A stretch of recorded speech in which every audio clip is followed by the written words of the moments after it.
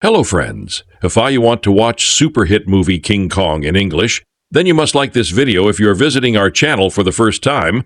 Don't forget to subscribe to our channel, friends. In today's video, the movie we're going to talk about is called King Kong. We will talk about what this movie is and where you can watch it, all the interesting facts about this movie in today's video.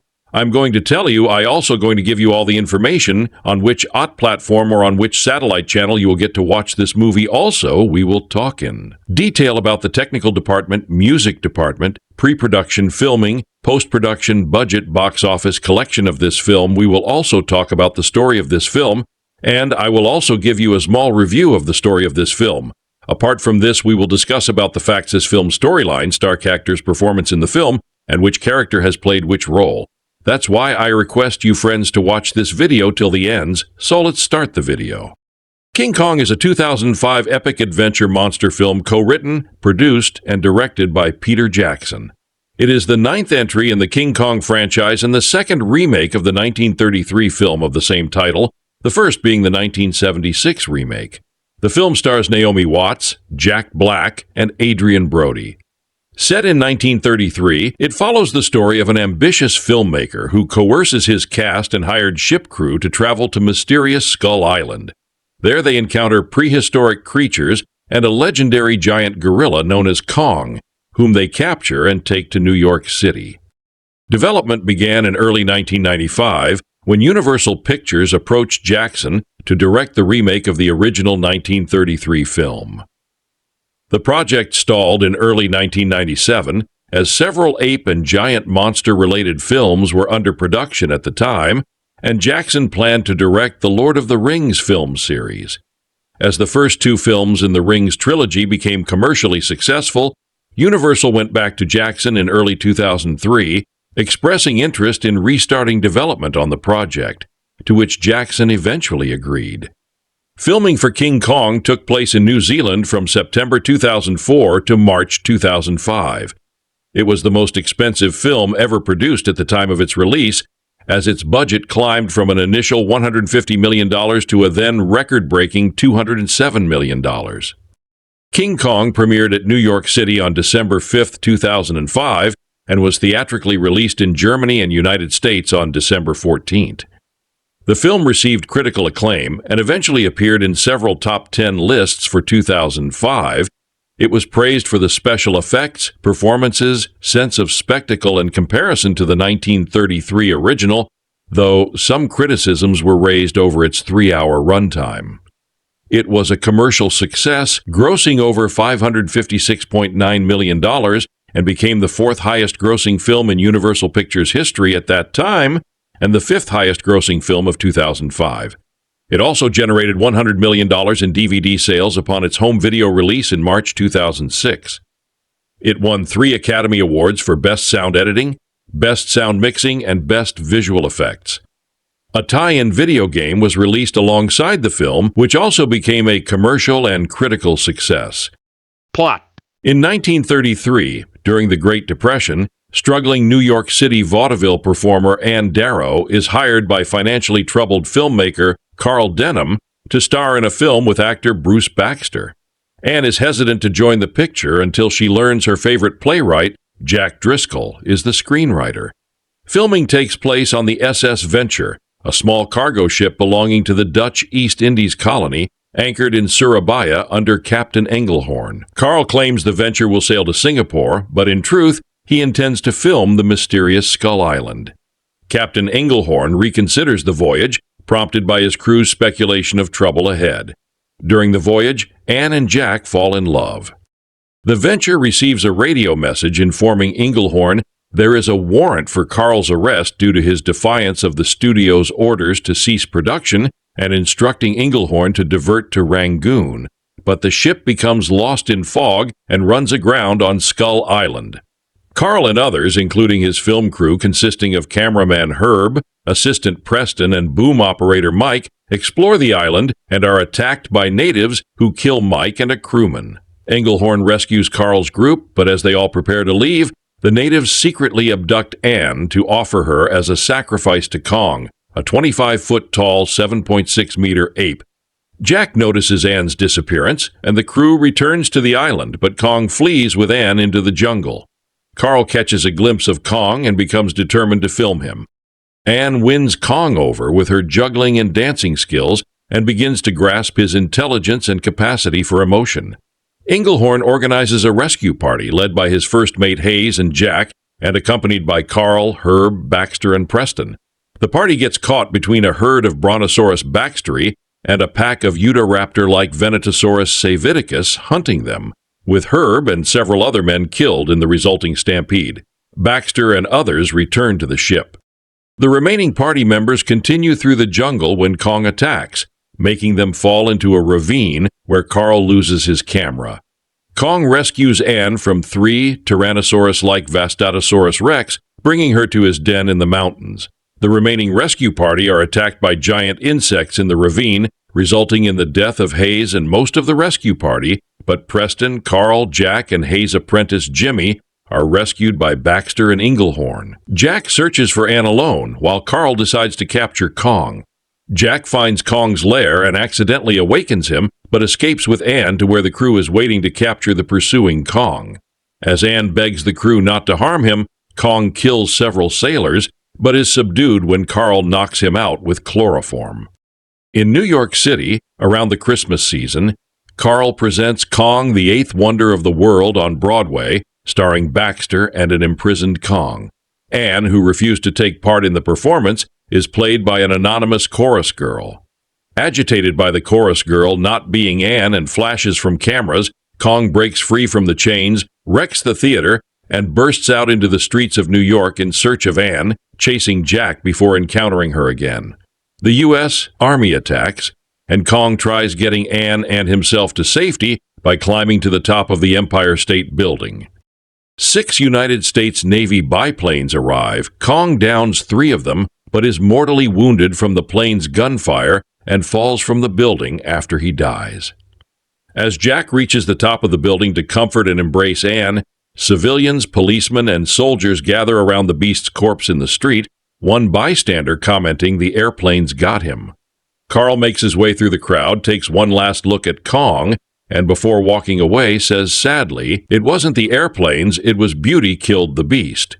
Cast Naomi Watts as Anne Darrow, a struggling vaudeville actress who is desperate for work. Carl first meets her when she tries to steal an apple from a fruit stand.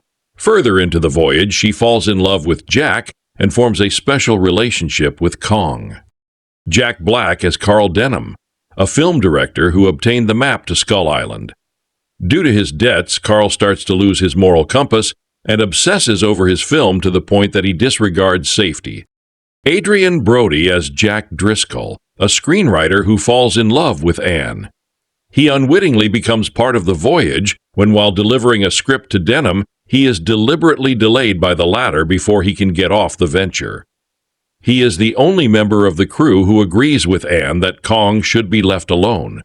Thomas Kretschmann as Captain Inglehorn, the German captain of the venture. Inglehorn shows a dislike for Denham, presumably because of his obsessive nature. Colin Hanks as Preston, Denham's neurotic but honest personal assistant. Jamie Bell as Jimmy, a naive teenager who was found on the venture wild and abandoned. Evan Park as Benjamin Ben Hayes, Inglehorn's first mate and a mentor to Jimmy, who leads Anne's rescue mission because of his Army training and combat experience gained during World War I. Lobo Chan as Choi, Lumpy's best friend and a janitor on the venture. Kyle Chandler as Bruce Baxter, an actor who specializes in adventure films. He abandons Anne's rescue mission, but brings Inglehorn to rescue the search party from the insect pit and is given credit for rescuing Anne during the Broadway display of Kong. Andy Serkis as Kong, motion capture, a 25-foot, 7.6 meters tall prehistoric silverback mountain gorilla who is around 100 to 150 years old. He is the last of his species, Megaprimatus Kong, and the possible descendant of the Cororopithecus. Serkis also plays Lumpy, the ship's cook, barber, and surgeon. A brave sailor, he warns Denham about rumors he has heard about Skull Island and Kong. John Sumner as Herb, Denham's loyal cameraman. Craig Hall as Mike, Denham's soundman for the journey. William Johnson as Manny, an elderly vaudevillian actor and colleague of Darrow. Mark Hadlow as Harry, a struggling vaudevillian actor. Jed Brophy and Todd Rippon appeared in the film as crew members. In addition, director Jackson appears with makeup artist Rick Baker, who had portrayed Kong and designed makeup for the 1976 version, as the pilot and gunner on the airplane that kills the title character. His children appear as New York children. The Lord of the Rings co-producer and second unit director Rick Porras and the Shawshank Redemption director Frank Darabont appear as gunners in the other airplanes, and Bob Burns and his wife appear as New York bystanders. Frequent Jackson collaborator Howard Shore makes a cameo appearance as the conductor of the New York theater from where Kong escapes. Shore was initially set to compose for the film before his exit. Watts, Black, and Brody were the first choices for their respective roles, with no other actors considered. In preparation for her role, Watts met with the original Ann Darrow, Fay Wray. Jackson wanted Ray to make a cameo appearance and say the final line of dialogue, but she died during pre-production at 96 years old. Black was cast as Carl Denham based on his performance in the 2000 film High Fidelity, which had impressed Jackson. For inspiration, Black studied P.T. Barnum and Orson Welles. I didn't study Welles move for move. It was just to capture the spirit. Very reckless guy. I had tapes of him drunk off his ass. The native extras on Skull Island were portrayed by a mix of Asian, African, Maori, and Polynesian actors sprayed with dark makeup to achieve a consistent pigmentation. Production development. Earlier attempts in 1990s. Peter Jackson was 9 years old when he first saw the 1933 film and was in tears in front of the television when Kong was shot and fell off the Empire State Building. At age 12, he attempted to recreate the film using his parents' Super 8mm film camera and a model of Kong made of wire and rubber with his mother's fur coat for the hair, but eventually gave up on the project. King Kong eventually became his favorite film and was the primary inspiration for his decision to become a filmmaker as a teenager. He read books about the making of King Kong and collected memorabilia, as well as articles from famous monsters of filmland. Jackson paid tribute to the 1933 film by including Skull Island as the origin of the zombie plague in his 1992 film Brain Dead. During the filming of Jackson's 1996 film The Frighteners, Universal Pictures was impressed with Jackson's dailies and early visual effects footage. The studio was adamant to work with Jackson on his next project, and in late 1995 offered him the chance to direct a remake of the 1954 film Creature from the Black Lagoon. He turned down the offer, but Universal became aware of Jackson's obsession with King Kong and subsequently offered him the opportunity to direct that remake. The studio did not have to worry about lawsuits concerning the film rights from RKO Pictures, the studio behind the 1933 film, because the King Kong character is held in the public domain.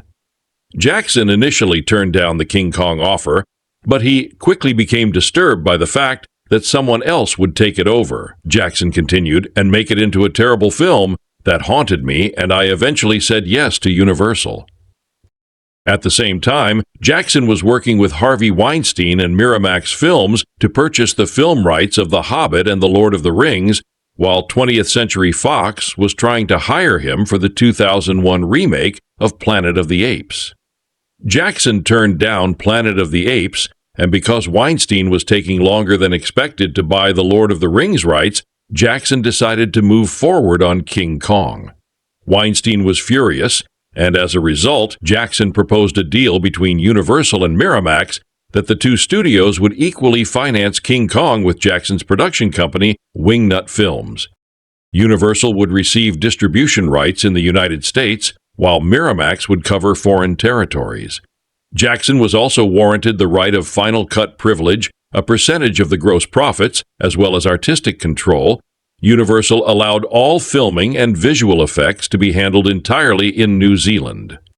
The deal was settled in April 1996, and Jackson, along with wife Fran Walsh, began working on the King Kong script. In the original draft, Anne was the daughter of famed English archaeologist Lord Linwood Darrow, exploring ancient ruins in Sumatra. They would come into conflict with Denham during his filming, and they would uncover a hidden Kong statue and the map of Skull Island. This would indicate that the island natives were the last remnants of a cult religion that had once thrived on Asia's mainland. Instead of a playwright, Jack was the first mate and an ex-World War I fighter pilot, still struggling with the loss of his best friend, who had been killed in battle during a World War I prologue. The cameraman Herb is the only supporting character in the original draft who made it to the final version. The fight between Kong and the 3V. Rex also changed from the original draft. In the draft, Anne is actually caught in the V-Rex's jaws, where she becomes wedged and slashed by the teeth. After the fight, Kong gets her out, but she is suffering from a fever, from which she then recovers. Universal approved of the script with Robert Zemeckis as executive producer, and pre-production for King Kong commenced. The plan was to begin filming sometime in 1997 for a summer 1998 release date.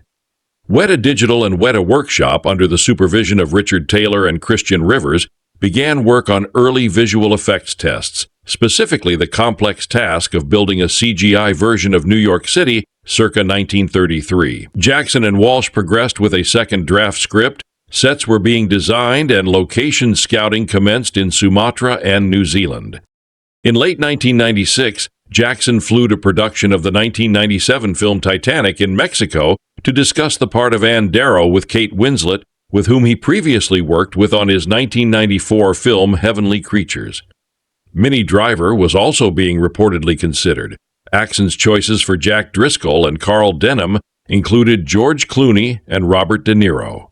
However, development for King Kong was stalled in January 1997 when Universal became concerned over the upcoming release of the 1998 film Godzilla, as well as other ape-related remakes with the 1998 film Mighty Joe Young and the 2001 film Planet of the Apes.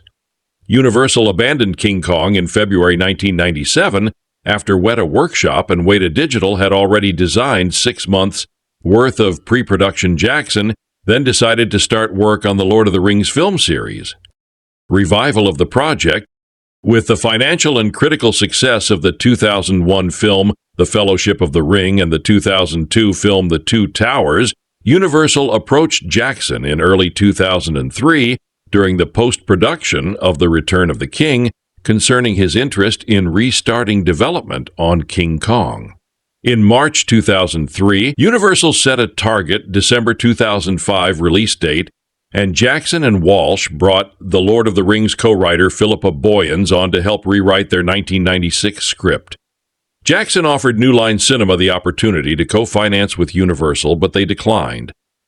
Universal and Jackson originally projected a $150 million budget, which eventually rose to $175 million.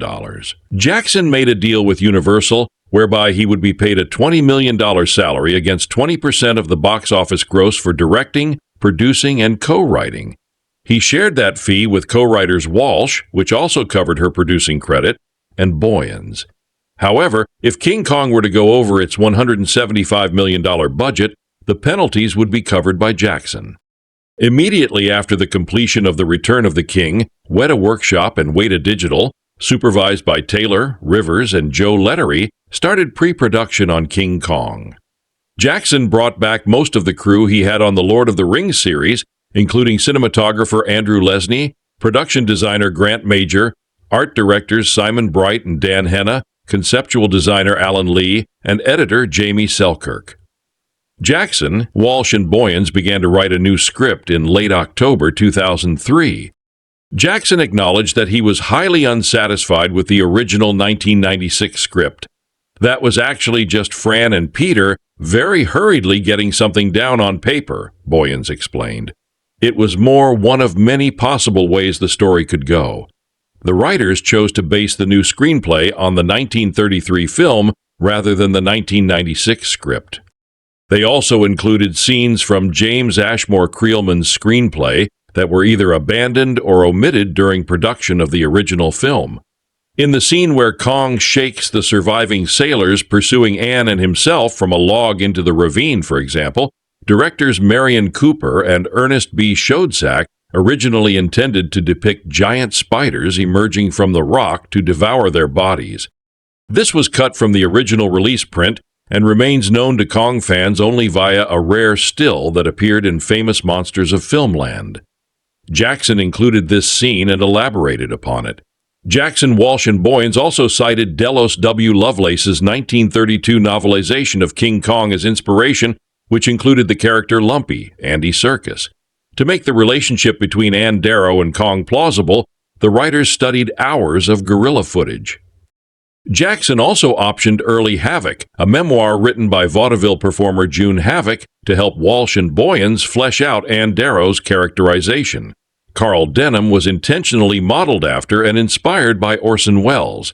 Their new draft was finished in February 2004. Filming. Principal photography started on September 6, 2004, at Camperdown Studios in Miramar, New Zealand.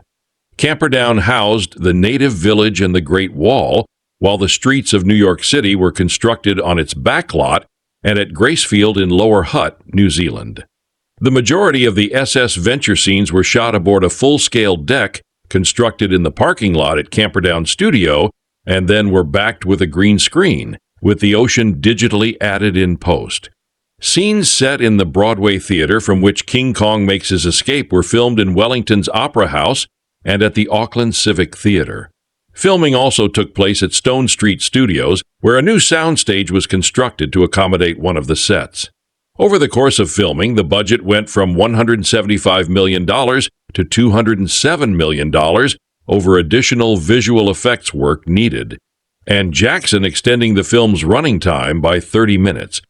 Jackson covered most of the $32 million surplus himself and finished filming in March 2005. The film's budget climbed from an initial $150 million to a then record-breaking $207 million and received a subsidy of $34 million from New Zealand, making it at one point the most expensive film yet made. Universal only agreed to such an outlay after seeing a screening of the unfinished film, to which executives responded enthusiastically. Marketing and promotion costs were an estimated $60 million. The film's length also grew. Originally set to be 135 minutes, it soon grew to 200, prompting Universal executives to fly to New Zealand to view a rough cut. But they liked it, so their concerns were addressed. Other difficulties included Peter Jackson's decision to change composers from Howard Shore to James Newton Howard 7 weeks before the film opened. Visual effects. Jackson saw King Kong as opportunity for technical innovations in motion capture, commissioning Christian Rivers of Weta Digital to supervise all aspects of Kong's performance. Jackson decided early on that he did not want Kong to behave like a human, and so he and his team studied hours of guerrilla footage. Serkis was cast in the title role in April 2003 and prepared himself by working with gorillas at the London Zoo. He then traveled to Rwanda, observing the actions and behaviors of gorillas in the wild. Rivers explained that the detailed facial performance capture with Serkis was accomplished because of the similarities between human and gorilla faces. Gorillas have such a similar-looking set of eyes and brows, you can look at those expressions and transpose your own interpretation onto them. Photos of silverback gorillas were also superimposed on Kong's image in the early stages of animation. Serkis had to go through 2 hours of motion capture makeup every day, having 135 small markers attached to different spots on his face. Following principal photography, Serkis had to spend an additional 2 months on a motion capture stage, miming Kong's movements for the film's digital animators. Apart from Kong, Skull Island is inhabited by dinosaurs and other large fauna. Inspired by Dougal Dixon's works, the designers imagined what 65 million years or more of isolated evolution might have done to dinosaurs and the other creatures. Music. Main article, King Kong soundtrack. The original score was initially set to be composed by Howard Shore, who had written several cues for the film. Due to creative differences with Jackson, Shore opted out of the project in October 2005, and subsequently James Newton Howard replaced him. With scoring beginning by late October 2005, Howard had only 5 weeks to work on the film. As a result, he found the film hardest to compose. Recording sessions took place at the Sony Scoring Stage, California and Todd A.O., Los Angeles, consisting of 108-piece orchestra and 40-member choir, and a varied range of instruments used. The film's soundtrack includes Al Jolson's recording of I'm Sitting on Top of the World, Peggy Lee's Bye Bye Blackbird, and some themes from Max Steiner's soundtrack for the original 1933 film. The score was released on December 7, 2005, by Decca Records to positive response. Howard's score was later nominated for the Golden Globe Award for Best Original Score. Marketing. The marketing campaign started in full swing on June 27, 2005, when the teaser trailer made its debut, first online at the official Volkswagen website at 8:45 p.m. EDT, then 8:55 p.m. EDT across media outlets owned by NBC Universal, the parent of Universal Studios, including NBC, Bravo, CNBC, and MSNBC. That trailer appeared in theaters attached to War of the Worlds, which opened on June 29th. Jackson also regularly published a series of production diaries, which chronicled the film's production. The diaries started shortly after the DVD release of The Return of the King, as a way to give Jackson's The Lord of the Rings fans a glimpse of his next project. These diaries are edited into broadband-friendly installments of 3 or 4 minutes each. They consist of features that would normally be seen in a making-of documentary, a tour of the set, a roving camera introducing key players behind the scene, a peek inside the sound booth during last-minute dubbing, or Andy Serkis doing his ape movements in a motion capture studio. A novelization of the film and a prequel novel entitled King Kong, The Island of the Skull were also written. A multi-platform video game entitled Peter Jackson's King Kong was released, which featured an alternate ending. There was also a hardback book entitled The World of Kong, A Natural History of Skull Island, featuring artwork from Weta Workshop to describe the film's fictional wildlife. Jackson has expressed his desire to remaster the film in 3D at some point in the future.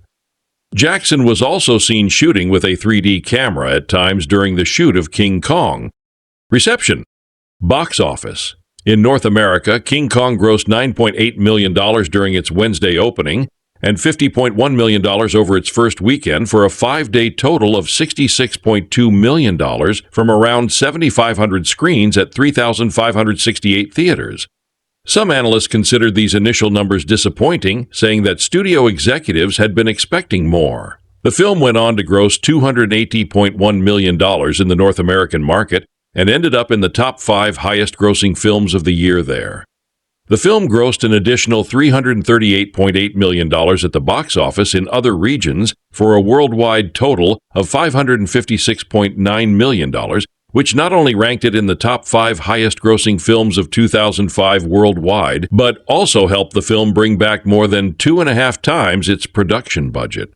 During its home video release, King Kong sold over $100 million worth of DVDs in the largest 6-day performance in Universal Studios history. King Kong sold more than 7.6 million DVDs, accumulating nearly $194 million worth of sales numbers in the North American market alone. As of June 25, 2006, King Kong has generated almost $38 million from DVD rental gross. In February 2006, Turner Broadcasting System, TNT, TBS, and ABC paid Universal Pictures $26.5 million for the television rights to the film. Critical response. King Kong received acclaim from critics. On aggregate review site Rotten Tomatoes, the film has an approval rating of 84% based on 268 reviews, with an average rating of 7.910. The site's critical consensus reads, featuring state-of-the-art special effects, terrific performances, and a majestic sense of spectacle, Peter Jackson's remake of King Kong is a potent epic that's faithful to the spirit of the 1933 original. On Metacritic, the film has a score of 81 out of 100 based on 39 critics, indicating universal acclaim. Audiences polled by CinemaScore gave the film an average grade of A- on an A+ to F scale. It was placed on the top 10 lists of several critics, with Roger Ebert giving it 4 stars and listed it as 2005's 8th best film. The film received 4 Academy Award nominations for visual effects, sound mixing, Christopher Boyes, Michael Szymanczyk, Michael Hedges, Hammond Peake, sound editing, and production design, winning all but the last. Entertainment Weekly called the depiction of Kong the most convincing computer-generated character in film in 2005. Some criticized the film for retaining racist stereotypes that had been present in the 1933 film, though it was not suggested that Jackson had done this intentionally. King Kong ranks 450th on Empire Magazine's 2008 list of the 500 greatest movies of all time. The Guardian reviewer Peter Bradshaw said that it certainly equals and even exceeds anything Jackson did in Lord of the Rings. However, Charlie Brooker, also of The Guardian, gave a negative review in which he describes the film as 16 times more overblown and histrionic than necessary. Cinematic and literary allusions. Jack Black and critics have noted Carl Denham's similarity to Orson Welles. When Driscoll is searching for a place to sleep in the animal's storage hold, a box behind him reads, "Sumatran rat monkey. Beware the bite." This is a reference to the creature that causes mayhem in Jackson's 1992 film Brain Dead, itself a reference to the giant rat of Sumatra mentioned in Sherlock Holmes. In that film, the rat monkey is described as being found only on Skull Island. Jimmy reads part of Joseph Conrad's Heart of Darkness while en route to Skull Island, at one point comparing their journey to that of the novella. References to original 1933 King Kong. Fay Wray, the original Ann Darrow, was asked by Jackson to appear in a brief cameo role in which she would utter the film's final line, "It was beauty killed the beast." At first, she flatly refused, but then seemed to consider the possibility. However, she died shortly after her meeting with Jackson. As in the original film, the line ultimately went to the character of Carl Denham. An ad for Universal is visible while Kong is tearing up Times Square.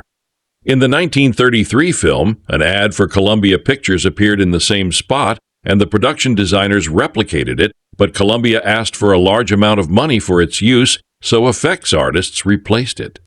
When Denham is considering who to play the part before meeting Anne, he suggests Fay, but his assistant Preston replies, "She's doing a picture with RKO." Music from the 1933 film is heard, and Denham mutters, "Cooper, huh? I might have known." Fay Wray starred in the 1933 film, which was directed by Marion C. Cooper and released by RKO. At the time, she was performing in another Cooper Schoedsack production, The Most Dangerous Game with Robert Armstrong. In the 1933 film, Denham made up an Arabian proverb about Beauty and Beast. The 2005 remake repeats the fake proverb.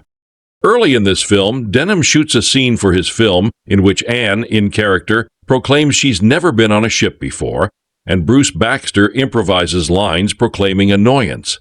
The dialogue they exchange is taken verbatim from early scenes between Anne and Jack Driscoll in the 1933 film. Ironically, in this film, Jack Driscoll expresses disapproval of such words toward Anne. Kong's New York stage appearance looks very much like a reenactment of the 1933 film's sacrifice scene, including the posts the beauty is tied to and the nearly identical performance, costumes, and blackface makeup of the dancers. In addition, the music played by the orchestra during that scene is Max Steiner's original score for the 1933 film. The battle between Kong and the final V-Rex is almost move for move like the last half of the fight between Kong and the T-Rex in the 1933 film, right down to Kong playing with the dinosaur's broken jaw and then standing beating his chest and roaring victoriously. After the crew captures Kong on the beach, Denham speaks a line from the 1933 film, "The whole world will pay to see this. We're millionaires, boys. I'll share it with all of you.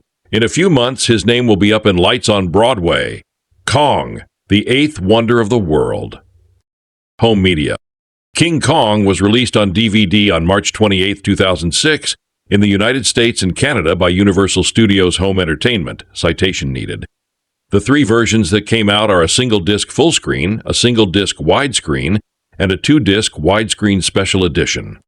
A three-disc deluxe extended edition was released on November 14, 2006 in the United States and on November 3 in Australia. 12 minutes were reinserted into the film, and an additional 40 minutes included with the rest of the special features. The film was spread onto the first 2 discs with commentary by Peter Jackson and Philippa Boyens, and some featurettes on discs 1 and 2, whilst the main special features are on disc 3. Another set was released, including a Ouija figurine of a bullet-ridden Kong scaling the Empire State Building, roaring at the Navy with Anne in hand. The extended film amounts to 200 total minutes. A special HD DVD version of King Kong was part of a promotional pack for the release of the external HD DVD drive for the Xbox 360. The pack contained the HD DVD drive, the Universal Media Remote, and King Kong on HD DVD. It was also available separately as a standard HD DVD 71. The film's theatrical and extended cuts were released together on Blu-ray disc on January 20th, 2009. A re-release of the Blu-ray with a new bonus disc containing nearly all of the extras from the 2-disc Special Edition DVD, the Deluxe Extended Edition 3-disc DVD, and the Peter Jackson's Production Diaries 2-disc DVD, titled The Ultimate Edition, was released on February 7, 2017. An Ultra HD Blu-ray followed in July 2017. Canceled sequel and reboot. In March 2021, Adam Wingard said in an interview that back in 2013, Peter Jackson had been interested in producing a sequel to the film, titled Skull Island, with Wingard as director and Simon Barrett writing it. Jackson had been impressed with Wingard's work in You're Next and investigated a potential sequel. However, the King Kong rights had already been transferred to Warner Bros. By 2013, which complicated a sequel to a Universal-produced movie, 74. Wingard says that Jackson was thinking of setting the proposed movie during World War I, which would make it a prequel, but that the studio was uninterested in a World War I-era film. Wingard pivoted to offering a modern-day sequel, but ultimately nothing came of the proposal. Ultimately, Warner Brothers rebooted the franchise with Kong Skull Island in 2017, which is part of the MonsterVerse. Wingard would later direct 2021's Godzilla vs. Kong and its sequel 2024's Godzilla x Kong: The New Empire, other films set in the MonsterVerse. Theme Park. Main article, Skull Island, Reign of Kong. The Universal Orlando Resort location, Islands of Adventure, features an attraction called Skull Island, Reign of Kong, which is based on Peter Jackson's remake. While the King Kong part of the Universal Studios Hollywood Resort was destroyed by a massive fire, a 3D short inspired by the film was eventually created in 2010, King Kong 360 3D, which is another attraction based on Peter Jackson's remake. There are astonishments to behold in Peter Jackson's new King Kong, but one sequence, relatively subdued, holds the key to the movie's success. Kong has captured Ann Darrow and carried her to his perch high on the mountain. He puts her down, not roughly, and then begins to roar, bare his teeth, and pound his chest. Ann, an unemployed vaudeville acrobat, somehow instinctively knows that the gorilla is not threatening her, but trying to impress her by behaving as an alpha male, the king of the jungle. She doesn't know how Queen Kong would respond, but she does what she can. She goes into her stage routine, doing backflips, dancing like Chaplin, juggling 3 stones. Her instincts and empathy serve her well. Kong's eyes widen in curiosity, wonder, and finally what may pass for delight. From then on, he thinks of himself as the girl's possessor and protector. She is like a tiny, beautiful toy that he has been given for his very own, and before long they are regarding the sunset together, both of them silenced by its majesty. The scene is crucial because it removes the element of creepiness in the gorilla-girl relationship in the 2 earlier Kongs, 1933 and 1976, creating a wordless bond that allows her to trust him. When Jack Driscoll climbs the mountain to rescue her, he finds her comfortably nestled in Kong's big palm. Ann and Kong in this movie will be threatened by dinosaurs, man-eating worms, giant bats, loathsome insects, spiders, machine guns, and the Army Air Corps, and could fall to their death into chasms on Skull Island or from the Empire State Building. But Ann will be as safe as Kong can make her, and he will protect her even from her own species. The movie more or less faithfully follows the outlines of the original film, but this fundamental adjustment in the relationship between the beauty and the beast gives it heart, a quality the earlier film was lacking. Yes, Kong in 1933 cares for his captive, but she doesn't care so much for him. Kong was always misunderstood, but in the 2005 film, there is someone who knows it. As Kong ascends the skyscraper, Anne screams not because of the gorilla, but because of the attacks on the gorilla by a society that assumes he must be destroyed. The movie makes the same kind of shift involving a giant gorilla that Spielberg's Close Encounters of the Third Kind, 1977, did when he replaced 1950s attacks on alien visitors with a very 1970s attempt to communicate with them. By 2005, Spielberg was back to attacking them in War of the Worlds. King Kong is a magnificent entertainment. It is like the flowering of all the possibilities in the original classic film.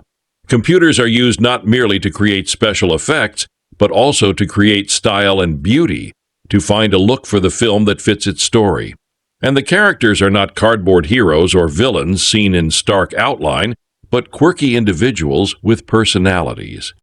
Consider the difference between Robert Armstrong, 1933, and Jack Black, 2005, as Carl Denham, the movie director who lands an unsuspecting crew on Skull Island. A Hollywood stereotype based on Cecil B. DeMille has been replaced by one who reminds us more of Orson Welles. And in the starring role of Anne Darrow, Naomi Watts expresses a range of emotion that Fay Wray, bless her heart, was never allowed in 1933. Never have damsels been in more distress, but Fay Wray mostly had to scream, while Watts looks into the gorilla's eyes and sees something beautiful there. There was a stir when Jackson informed the Home Office that his movie would run 187 minutes. The executives had something around 140 minutes in mind, so they could turn over the audience more quickly, despite the greedy 20 minutes of paid commercials audiences now have inflicted upon them. After they saw the movie, their objections were stilled. Yes, the movie is a tad too long, and we could do without a few of the monsters and overturned elevated trains, but it is so well done that we are complaining, really, only about too much of a good thing. This is one of the great modern epics. Jackson, fresh from his Lord of the Rings trilogy, wisely doesn't show the gorilla or the other creatures until more than an hour into the movie.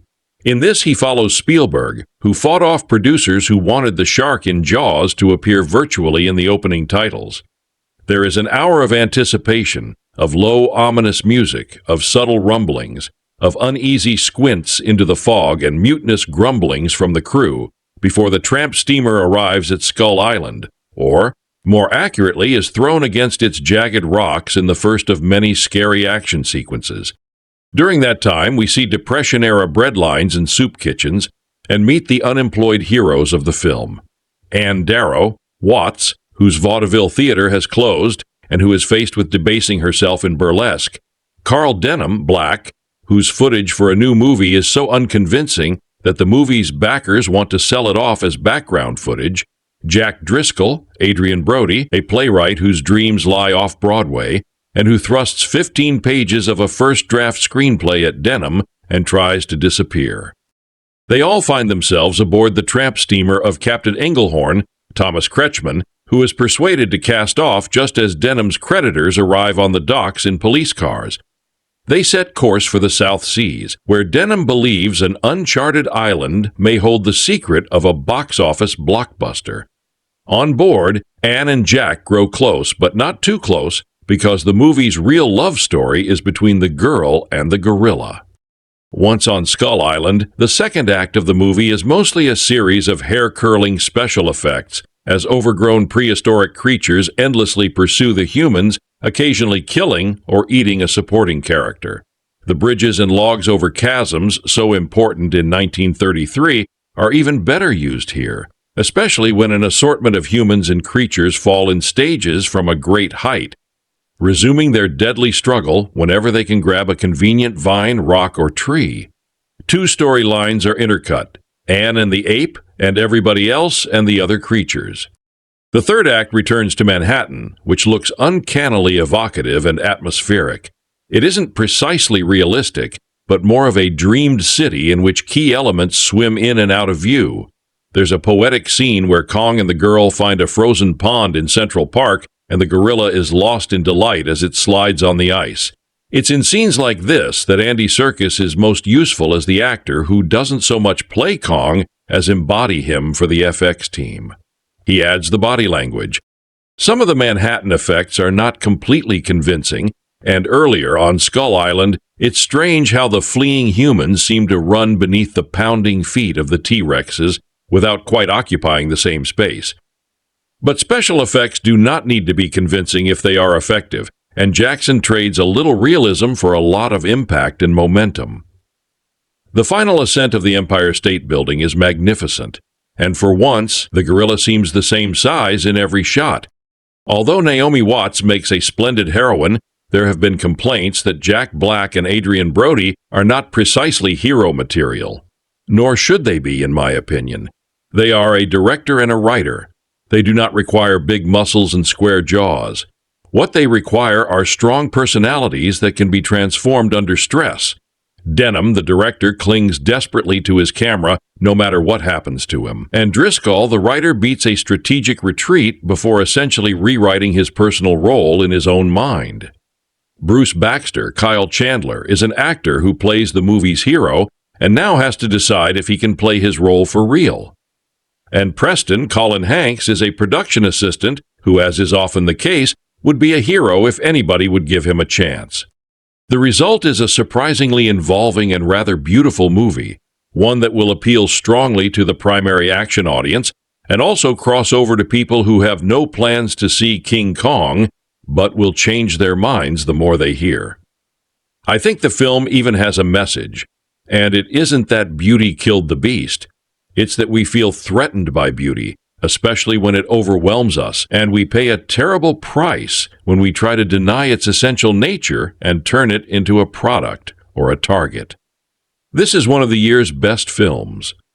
Watching Peter Jackson's version of King Kong, it is abundantly clear that the man feels as strongly about the original 1933 film as he did about Tolkien's Lord of the Rings books.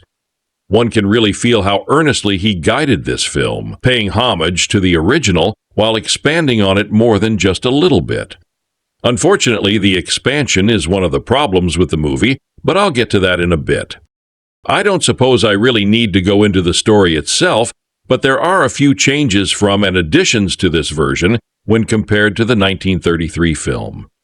Here, Ann Darrow, Naomi Watts, is shown to be a stage performer at the outset of the film, basically doing vaudeville shows during the Great Depression in order to make a living. Time is spent up front showing the state of things in New York City in regards to the struggle to survive in that devastating economic downturn to great effect. We meet her co-performers, a tight-knit little family including an elderly gentleman who passes for a father figure for her, and we get to know at least Anne and this gentleman well enough in the few early minutes of the film to really feel for them when the theater where they perform is unceremoniously closed down.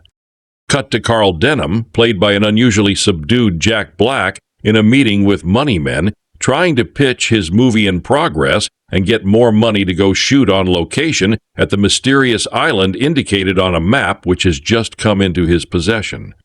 He is portrayed as a man with a vision throwing his cinematic pearls before moneyed but ignorant swine. The financiers have already sunk $40,000 into his picture, big bucks back then, and decide to cut their losses and sell off what Jack has filmed so far as stock footage. Jack overhears this and decides to take off with the existing rolls of film, plus all the camera equipment to make the movie anyway, despite the loss of his leading actress and all financing. In a manner very similar to the original film, he finds Anne, although here it takes a bit more convincing to talk her into joining him. There's a funny throwaway line in there about his being trustworthy because he's a movie producer. 8. He talks his way onto the ship despite the captain not trusting him, and also wrangles playwright Jack Driscoll, Adrien Brody, into coming along in order to finish the only partially done screenplay. It turns out that the only reason Anne decided to come along was because Driscoll was writing the film and she was a big fan of his plays. So one major difference is that instead of a lowly sailor, Driscoll is a well-known and sophisticated playwright. We're also introduced to Hayes, Evan Park, who seems to play a role closer to that of the original Driscoll, and Jimmy, Jamie Bell, as a young former stowaway out to prove himself. Finally, we find ourselves out to sea and on the way to the island. It took a very long time to get to this point, and we also spend what seemed to me to be an inordinate amount of time getting to Skull Island. Peter Jackson took a while developing the relationship between Jack and Anne in order to make it more real for the audience. The problem is that a lot of that effort went to support nothing more than Jack's determination to not leave Anne behind. The real relationship in this movie is between Anne and Kong. Some of you reading this don't even go there. Fortunately, while a lot of time is spent showing the development of the Kong-Anne relationship, it is time well spent. Andy Serkis, the actor whose expressions movement is behind the CGI Kong, did a phenomenal job, as did the animators, of making Kong real. Much like the original filmmakers, the idea here was that the more fearsome Kong was at the beginning of the film, the more we would feel upon his death. King Kong and Naomi Watts really stole the show here, no question. The time spent on screen showing the both of them was a joy to watch. The process of the relationship changing from fear and curiosity to genuine caring and concern was completely believable. However, when the action shifted to the rest of the crew, things did start to drag. Although the effects were spectacular, there did come times where I found myself thinking, isn't this scene over yet? With a remake of such an iconic film, one cannot help but make comparisons, and many times throughout the film I asked myself why this one took 3 hours to tell the same story the original did so effectively in half that time. Strangely, the one character that I thought was going to be closest to the original was Carl Denham, and he really wasn't. I actually would have preferred to see Jack Black tap into some of his over-the-top energy to portray Denham more like the barely suppressed carnival barker that Robert Armstrong played in 1933. Jack just never worked for me, but not for the reasons I had expected going in. I think it was more due to Peter Jackson's take on the character than the acting itself. This Denham was more human, yes, but he didn't strike me as the kind of man that would have the sheer force of will required to bring back the great King Kong. Towards the end of the film, the scene where Kong is introduced to the paying audience was quite well done and effective, right through to where he escapes his bonds and rampages in Times Square. There is a new sequence in this film showing how Kong calms down once he finds Anne and how they go off and reconnect like old friends until their peace is shattered by the military coming after Kong. Of course, they eventually end up at the top of the Empire State Building. But here again, things seem to go on longer than they need to just for the sake of more screen time with Kong and special effects. When it does come down to the end and Jackson focuses in once more on the characters, it does all come together once more. Except for two things. The weekly delivered "It Was Beauty Done Killed the Beast" by Jack Black, and the final scene between Kong and Naomi Watts, which looked like it was lifted straight from the end of Titanic. Final notes: CGI effects, especially for Kong, were flawless. I did not for a second think I was looking at a CGI creation. The scenes on the island with the natives might be too intense for the 7 and under crowd, some of them looking really creepy and in extreme close-ups that even creeped me out a bit. All in all, a really good movie that could have been a great movie if it had 30 minutes or so trimmed from it. Of course, the DVD version will probably be 4 hours long and will no doubt suffer for it. Movie review: He mad and magnificent brilliance of one of cinema's most extraordinary images, the giant ape's last stand atop the Empire State Building, proclaiming doomed counter-evolutionary defiance, is thrillingly revived in Peter Jackson's passionate remake of the 1933 classic by Cooper and Schoedsack. His Kong is noble savage, anarchic beast, wounded kid, and unloosed id. Alpha male heroes don't get alphier than this, and like its mighty, hairy lead, Jackson's film is big. Very big. At over 3 hours, it's almost twice as long as the original, telling the long and involved story of how Carl Denham, Jack Black, an adventure travelogue filmmaker modeled on Marion Cooper himself, journeys to the far-off Skull Island with author Jack Driscoll, Adrien Brody, and winsome leading lady Anne Darrow, Naomi Watts. There, he finds a nest of dinosaurs and savages like something from Conan Doyle or Kipling, chances upon the enormous ape, and in a moment of mad hubris, decides to bring it back to the big city for profit. Kong himself is CGI modeled by Andy Serkis. It has to be admitted that the humans' performances are a little broad, and there are some longers and moments when the narrative tendons and muscles go a little slack, especially at the very beginning. But you need these stretches of relative inaction to clear a space around that gobsmacking final scene to give it due weight and focus, and indeed to clear a space around the 25-feet gorilla himself. He is a heartbreaking and even tragic figure, his only companion a diminutive blonde who can never return his love, and no ma to whom he could shout that he is top of the world. This new Kong Kong is a folie de grandeur with real grandeur, in its power, its spectacle, and its spine-tinglingly beautiful vision of 1930s New York. It is a thing of wonder. It certainly equals and even exceeds anything Jackson did in Lord of the Rings. I admit that when I heard that Jackson proposed to revive the original in its Depression period setting, I thought it a failure of nerve. The first Kong was set in 1933, but made in 1933. It was fiercely contemporary. Was the idea of a modern destructive force endangering Manhattan's buildings in 2005 too uncomfortable for obvious reasons, especially considering that the very substandard 1976 remake had the ape shinning up the Twin Towers? Maybe. And yet Jackson brings such brio, such crystalline perfection to every detail of his 1930s city that the proper reaction is not to cavil, but to swoon. The other interpretative option which Jackson has coolly chosen not to take up is making his heroine Anne Darrow an actual explicit relative of Clarence Darrow, the famous lawyer who argued the Darwinian case in the monkey trial 8 years earlier in 1925 within America's living memory.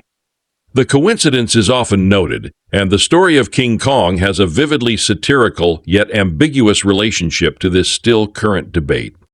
In seeking to wrench Kong from his habitat, Denham might be exhibiting the scientist's transgression, but King Kong is close enough to Homo sapiens to fall morganatically in love with a low-born human, yet his tragedy is, Anne can never be his queen.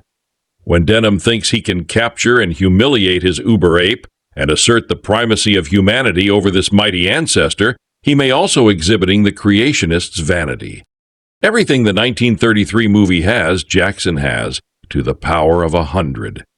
The appearance of dinosaurs as well as a giant ape may look excessive, yet the point is that Kong, the old softy, has to rescue Anne from these predators, and Jackson's brings out his simian gallantry far more clearly in this version. He also gleefully restores the famously cut spider pit sequence, and his skin-crawlingly horrible creations will make arachnophobes of us all. There's no cage strong enough for the sheer brute strength of Jackson's movie, a muscularity matched by its ingenuous love for the great beast himself. Like his tiny blonde worshipper, you will be in the palm of his hand. Hollywood is going through a phase of revisiting old properties of late. And just as recent years have brought us a reimagined take on an iconic Batman villain in 2019's Joker, or a deeper look into the Alien franchise in Memory, which was reviewed here, we're soon to see yet another adventure in the world of King Kong. Warner Brothers' Adam Wingard-directed monster flick Godzilla vs. Kong is due out this March, and looks to be one of the bigger and more ambitious action films of recent years. In preparation for this exciting release, I wanted to look back at the movie that really brought these monsters back into mainstream cinema, 2005's King Kong. Helmed by Peter Jackson, fresh off his Lord of the Rings trilogy, this remake of the 1933 classic was designed, above all else, to be big.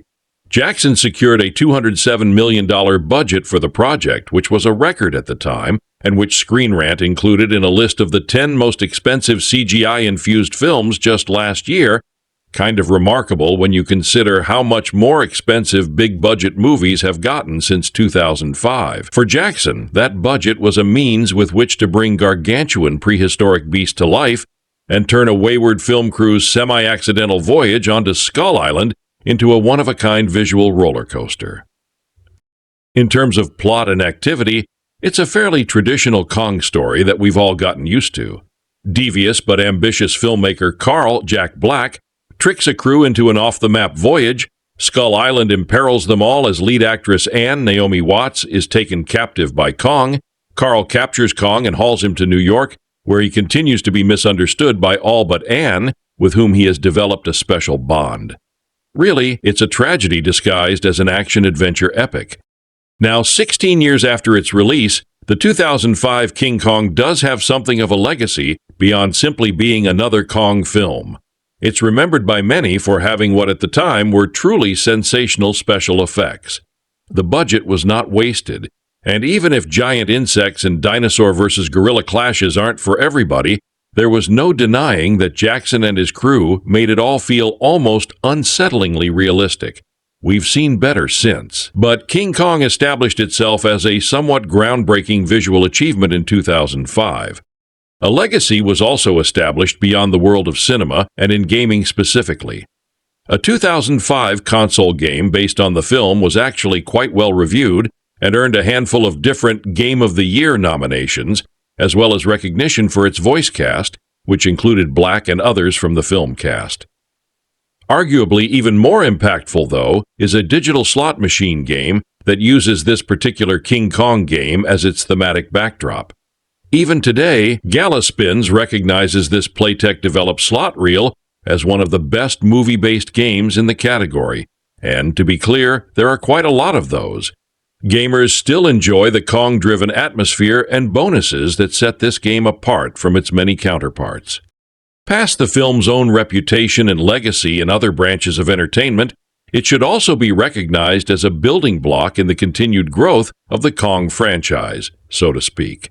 It is part of the inspiration for the Universal Orlando experience, Skull Island, Reign of Kong, for instance. It undoubtedly influenced the 2017 production Kong Skull Island. And of course, it will have had a part in shaping the forthcoming Godzilla vs. Kong. All things considered, is it a great film on its own? It's tough to say. There are a few issues with it, to be sure. The Jack Black casting, despite his unique brand of brilliance in a certain kind of performance, has always felt strange. And the film is inarguably too long. But it was, as one review called it at the time, a showy, state-of-the-art popcorn movie that was both faithful to the spirit of the 1933 original and generously adrenalized with the best effects money could buy at the time. Kong Jack finds Kong's lair and accidentally awakens him, but escapes with a nod. They arrive at the wall with Kong viewing them as and begs the crew not to harm him. Kong kills several sailors, but is subdued when Carl knocks him out with chloroform in New York City that winter. Carl presents Kong the Eighth, Wonder of the World on Broadway, starring Baxter and an imprisoned Kong, and who refused to take part in the performance, is played by an anonymous chorus girl agitated by the chorus girl not being, and in flashes from cameras, Kong breaks free from the chains, wrecks the theater, and bursts out into the streets of New York in search of and chasing Jack before encountering her again, the U.S. Army attacks, and Kong tries getting and himself to safety by climbing to the top of the Empire State Building. 6 United States Navy biplanes arrive. Kong downs 3 of them, but is mortally wounded from the plane's gunfire and falls from the building after he dies as Jack reaches the top of the building to comfort and embrace civilians. Policemen and soldiers gather around the beast's corpse in the street. One bystander commenting the airplanes got. Carl makes his way through the crowd, takes one last look at Kong, and before walking away says sadly it wasn't the airplanes, it was beauty killed the beast Naomi Watts as Darrow, a struggling vaudeville actress who is desperate for work. Carl first meets her when she tries to steal an apple from a fruit stand. Further into the voyage, she falls in love with Jack and forms a special relationship with Kong and Serkis as Kong motion capture a 25 feet, 7.6 meter tall prehistoric ape who resembles a mountain gorilla and is around 100 to 150 years old. He is the last of his species Megaprimatus Kong and the possible descendant of both the Capus and the Gigantopithecus. Serkis also plays Lumpy, the ship's cook, barber, and surgeon. A brave sailor, he warns Denham about rumors he has heard about Skull Island and Kong. Adrien Brody as Jack Driscoll, a screenwriter who falls in love with then He unwittingly becomes part of the voyage, when while delivering a script to Denham, he is deliberately delayed by the latter before he can get off the venture.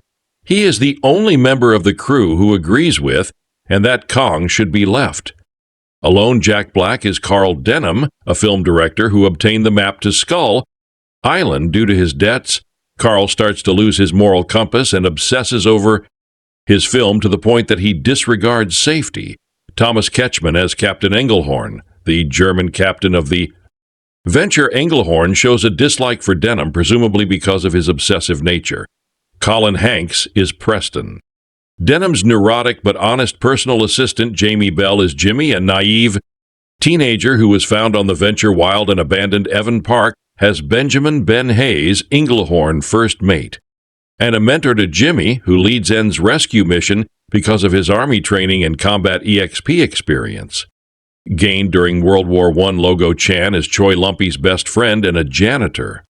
On the venture, Kyle Chandler as Bruce Baxter, an actor who specializes in adventure films. He abandons N's rescue mission, but brings Engelhorn to rescue the search party from the insect pit and is given credit for rescuing End during the Broadway display of Kong John Sumner as Herb Denham's loyal Cameron Craig Hall. As Mike Denham's soundman for the journey, William Johnson as Manny, an elderly villain actor and colleague of Darrow. Mark Haddo is Harry, a struggling violent actor. Jed Broy and Todd Rapon appeared in the film as crew members. In addition, director Jackson appears with makeup. Artist Rick Baker, who had portrayed Kong and designed makeup for the 1976 version. As the pilot and gunner on the airplane that kills the title character, his children appear as New York children.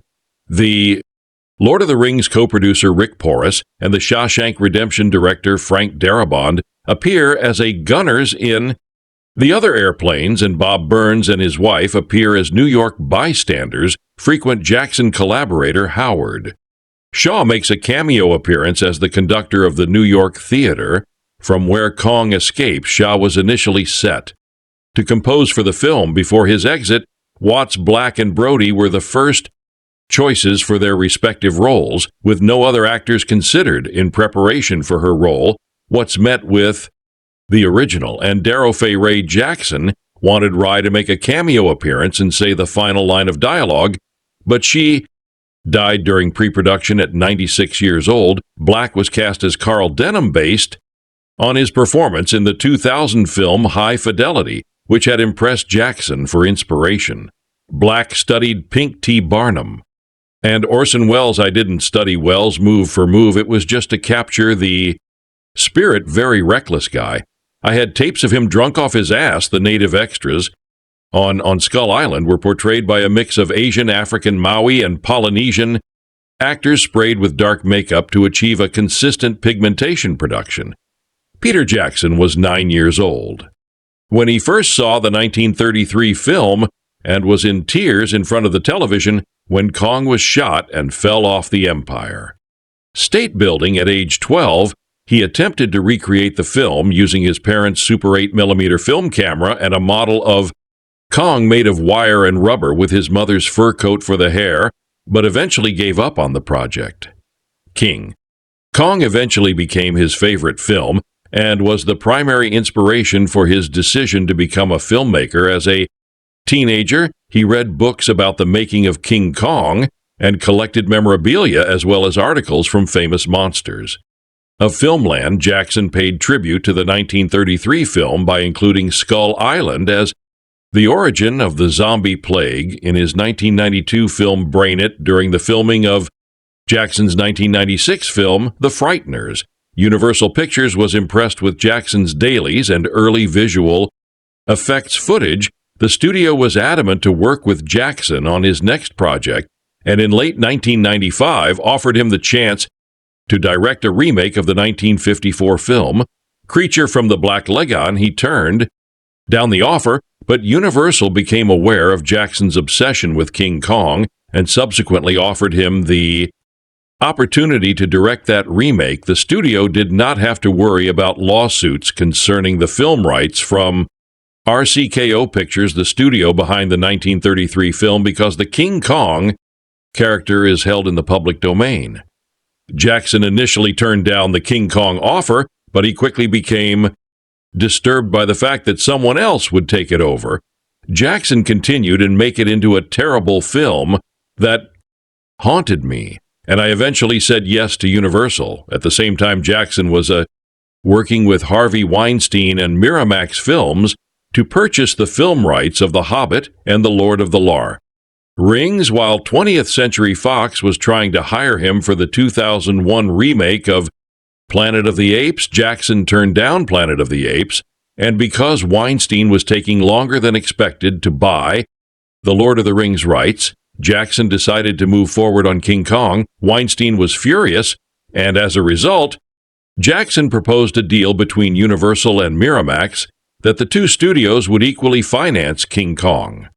With Jackson's production company, WingNut Films, Universal would receive distribution rights in the United States, while Miramax would cover foreign territories. Jackson was also warranted the right of final cut privilege, a percentage of the gross profits, as well as artistic control. Universal allowed all filming and visual effects to be handled entirely in New Zealand. The deal was settled in April 1996, and Jackson, along with wife Fran Walsh, began working on the King Kong script that in the original draft, and was the daughter of famed English archaeologist Lord Linwood Darrow, exploring ancient ruins in Sumatra. They would come into conflict with Denham during his filming, and they would uncover a hidden Kong statue and the map of Skull Island. This would indicate that the island natives were the last remnants of a cult religion that had once thrived on Asia's mainland. Instead of a playwright, Jack was the first mate and an ex-World War I fighter pilot, still struggling with the loss of his best friend who had been killed in battle during a World War I prologue. The cameraman Herb is the only supporting character in the original draft who made it to the final version. The fight between Kong and the three V-Rex also changed from the original draft in the draft, and is actually caught in the V-Rex's jaws, where she becomes wedged and slashed by the teeth after the fight. Kong gets her out, but she is suffering from a fever, from which she then recovers. Universal approved of the script, with Robert Zemeckis as executive producer and pre-production for King Kong commenced. The plan was to begin filming sometime in 1997 for a summer 1998 release date. WA Digital and WA Workshop, under the supervision of Richard Taylor and Christian Rivers, began work on early visual effects tests. Specifically, the complex task of building a CGI version of New York City circa 1933, Jackson and Walsh progressed, with a second draft script. Sets were being designed, and location scouting commenced in Sumatra and New Zealand. In late 1996, Jackson flew to production of the 1997 film Titanic in Mexico to discuss the part of Endaro with Kate Winslet, with whom he previously worked with on his 1994 film Heavenly Creatures. Minnie Driver was also being reportedly considered. Jackson's choices for Jack Driscoll and Carl Denham included George Clooney and Robert Darrow. However, development for King Kong was stalled in January 1997 when Universal became concerned over the upcoming release of the 1998 film Godzilla, as well as other related remakes with the 1998 film Mighty Joe Young and the 2001 film Planet of the Apes. Universal abandoned King Kong in February 1997 after WA Workshop and WA Digital had already designed 6 months' worth of pre-production. Jackson then decided to start work on the Lord of the Rings film series, revival of the project with the financial and critical success of the 2001 film The Fellowship of the Ring and the 2002 film The Two Towers. Universal approached Jackson in early 2003 during the post-production of The Return of the King concerning his interest in restarting development on King Kong. In March 2003, Universal set a target December 2005 release date, and Jackson and Walsh brought the Lord of the Rings co-writer Philippa Bands on to help rewrite their 1996 script. Jackson offered New Line Cinema the opportunity to co-finance with Universal, but they declined. Universal and Jackson originally projected a $150 million budget, which eventually rose to $175 million. Jackson made a deal with Universal whereby he would be paid a $20 million salary against 20% of the box office gross for directing, producing, and co-writing. He shared that fee with co-writers Walsh, which also covered her producing credit and Boyens. However, if King Kong were to go over its $75 million budget, the penalties would be covered by Jackson immediately after the complete of the Return of the King workshop and were digital supervised by Taylor Rivers and Jewel. Let Terry started pre-production on King Kong.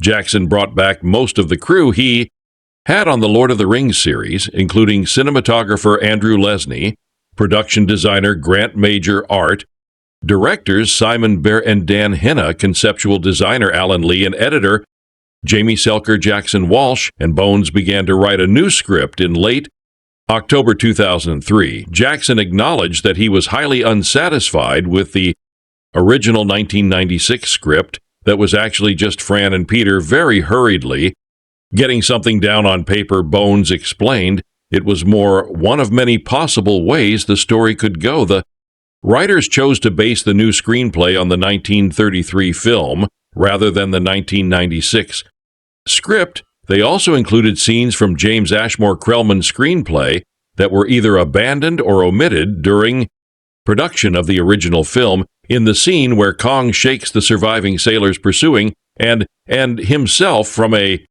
log into the ravine, for example, directors Marion Cooper and Ernest Beach Skak originally intended to depict giant spiders emerging from the rock to devour their bodies.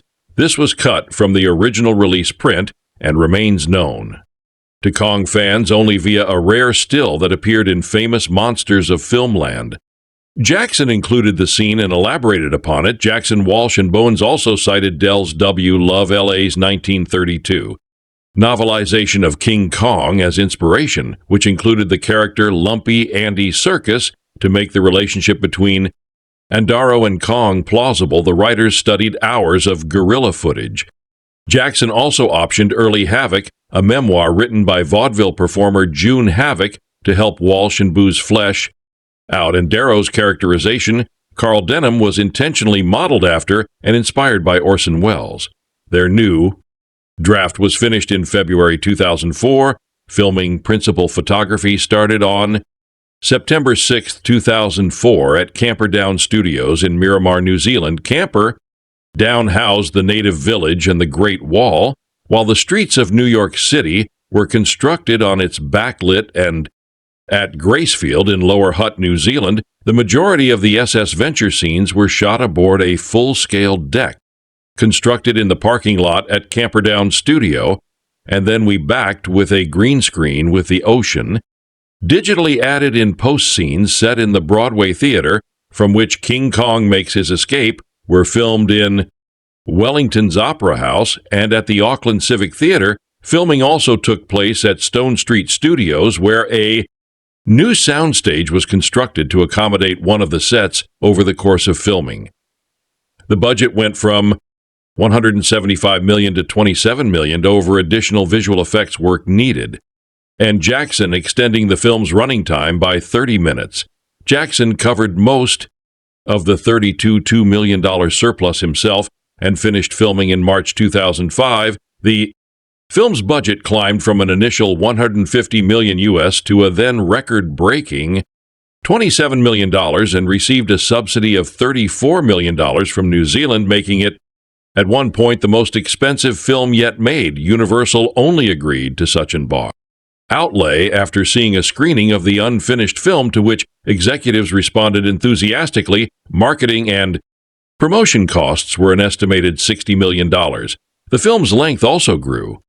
Originally set to be 135 minutes, it soon grew to 200, prompting Universal executives to fly to New Zealand to view a rough cut, but they liked it, so their concerns were addressed. Other difficulties included Peter Jackson's decision to change composers from Howard Shore to James Newton Howard 7 weeks before the film opened. Visual effects. Jackson saw King Kong as opportunity for Technical innovations in MO capture commissioning Christian Rivers of Wa to digital to supervise all aspects of Kong's performance. Jackson decided early on that he did not want Kong to behave like a human, and so he and his team studied hours of gorilla footage. Serkis was cast in the title role in April 2003 and prepared himself by working with gorillas at the London Zoo.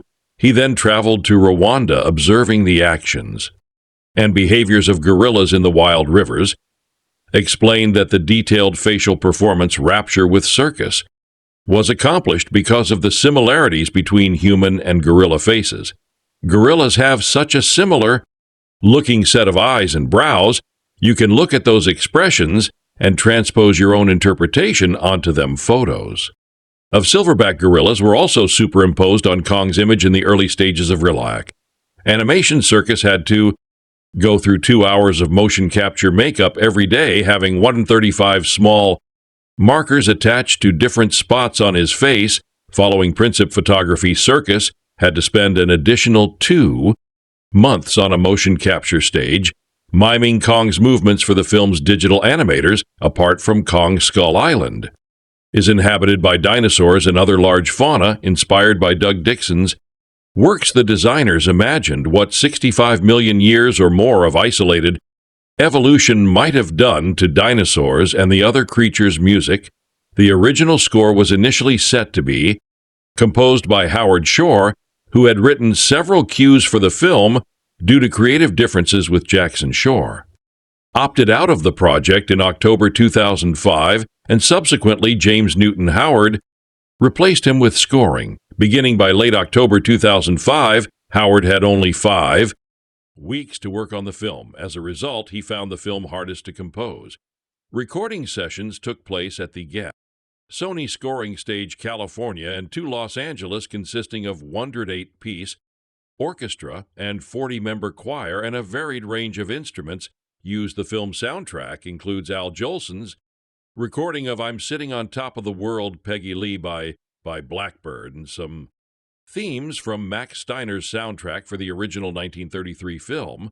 The score was released on December 7, 2005 by Decca Records to positive response. Howard score was later nominated for the Golden Globe Award for Best Original Score. The marketing campaign started in full wing on June 27, 2005, when the teaser trailer made its debut first online at the official Volkswagen website at 8:45 p.m. Eastern Daylight Time, then 8:55 p.m. Eastern Daylight Time across media outlets owned by NBC Universal, the parent of Universal Studios, including NBC, Bravo, CNBC, and MSNBC. That trailer appeared in theaters attached to War of the Worlds, which opened on June 29th. Jack also regularly published a series of production diaries which chronicled the film's production. The diary started shortly after the DVD release of The Return of the King, as a way to give Jackson's The Lord of the Rings fans a glimpse of his next project. These diaries are edited into broadband-friendly installments of 3 or 4 minutes each. They consist of features that would normally be seen in a making-of documentary, a tour of the set, a roving camera introducing key players behind the scene, a peek inside the sound booth during last-minute dubbing, or Andy Serkis doing his ape movements in a motion capture studio, a novelization of the film, and a prequel novel entitled King Kong, The Island of the Skull. Were also written. A multi-platform video game entitled Peter Jackson's King Kong was released, which featured an alternate ending. There was also a hardback book entitled The World of Kong, A Natural History of Skull Island, featuring artwork from Woe Workshop to describe the film. Fictional wildlife. Jackson has expressed his desire to remaster the film in 3D at some point in the future. Jackson was also seen shooting with a 3D camera at times during the shoot of King Kong reception in North America. King Kong grossed $9.8 million during its Wednesday opening and $50.1 million over its first weekend, for a 5-day total of $66.2 million from around 7,500 screens. 3,568 theaters. Some analysts considered these initial numbers disappointing, saying that studio executives had been expecting more. The film went on to gross $28.15, highest grossing films of the year there. The film grossed an additional $338.44, $6.9 million, which not only ranked it in the top 5 highest grossing films of 2005 worldwide, but also helped the film bring back more than 2.5 times its production budget during its home video release. King Kong sold over $100 million worth of DVDs in the largest 6-day performance in Universal Studios history. King Kong sold more than 7.6 million DVDs, accumulating nearly $194 million worth of sales numbers in the North American market alone as of June 25, 2006. King Kong has generated almost $38 million from DVD rental gross in February 2006, Turner Broadcasting. System TNT, TBS, and ABC paid Universal Pictures $26.5 million for the television rights to the film. Critical response: King Kong received acclaim from critics on aggregate review site Rotten Tomatoes. The film has an approval rating of 84% based on 268 reviews with an average rating of July 9th 10. The site's critical consensus reads, featuring state-of-the-art special effects, terrific performances, and a majestic sense of spectacle. Peter Jackson's remake of King Kong is a potent epic that's faithful to the spirit of the 1933 original. On Metacritic, the film has a score of 81 out of 100 based on 39 critics, indicating universal acclaim. Audiences pulled by CinemaScore gave the film an average grade of A on an A+.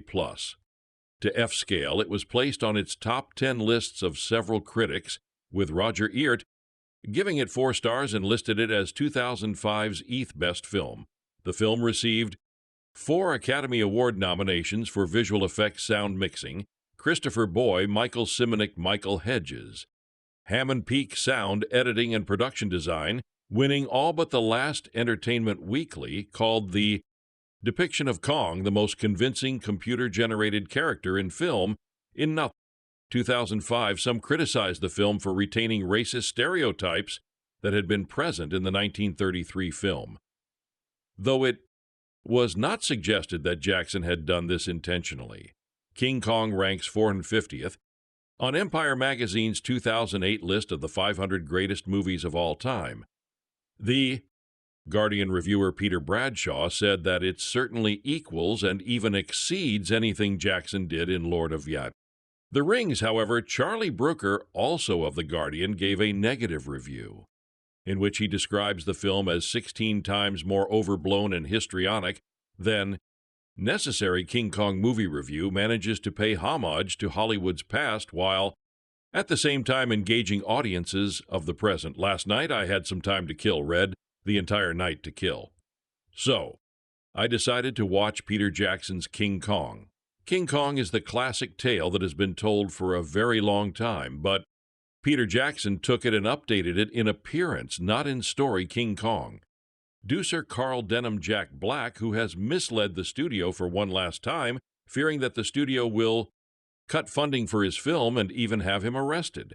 Denham takes his film crew along with newly discovered actress and Darrow Naomi Watts on a boat trip.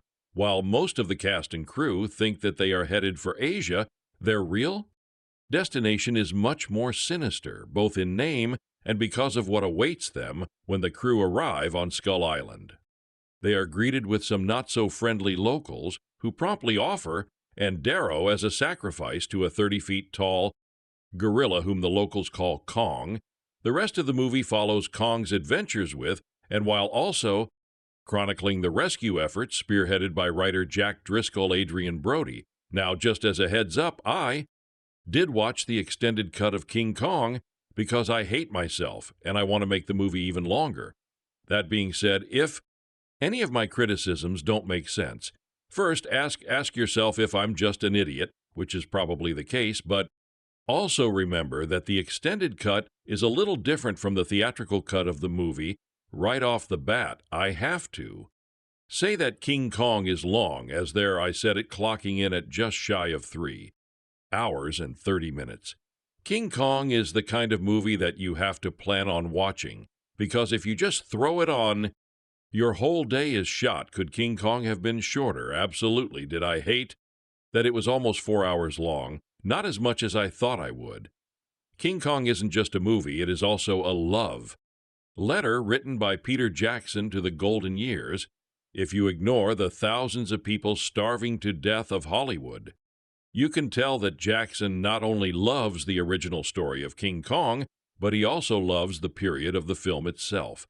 This is not only apparent in the runtime of King Kong, making it more of an epic, but even the little things, such as the opening-closing credits and how they are presented. Peter Jackson obviously wanted to emulate a time when going to the movies was an event to get dressed up for, and I think he nailed it. The amount of care that went into King Kong to not only pay homage to classic Hollywood, but also keep the attention of modern audiences is amazing.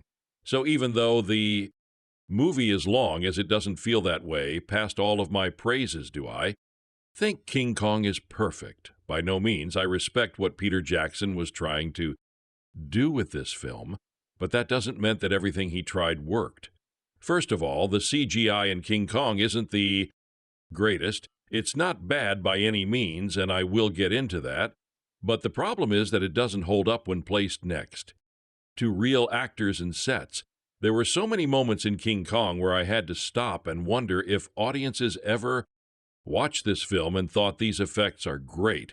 Sure, I'm spoiled nowadays, but even looking back on movies that came out around the time of King Kong or Peter Jackson's magnum opus, the Lord of the Rings trilogy, it's hard to believe that audiences ever bought these often terrible effects. Now, when I say they are terrible, remember that I'm speaking only about when these effects are placed next to human actors, which unfortunately is most of the time. When a scene is composed of only CGI, it is absolutely beautiful. The way that these creatures are effortlessly brought to life, and the way that they interact with one another is amazing to watch. This goes double for King Kong himself, who is able to convey so much emotion despite being completely computer-generated.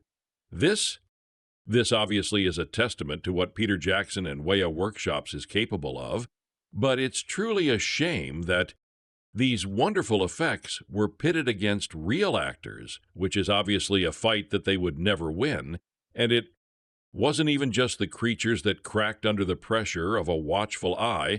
It was even the entire city of New York. I appreciated that Peter Jackson decided to recreate New York City to make it period accurate, but much like many scenes on Skull Island, it doesn't look good when compared to real people. It almost looks like all of the scenes in New York were filmed in front of an oil painting backdrop or something.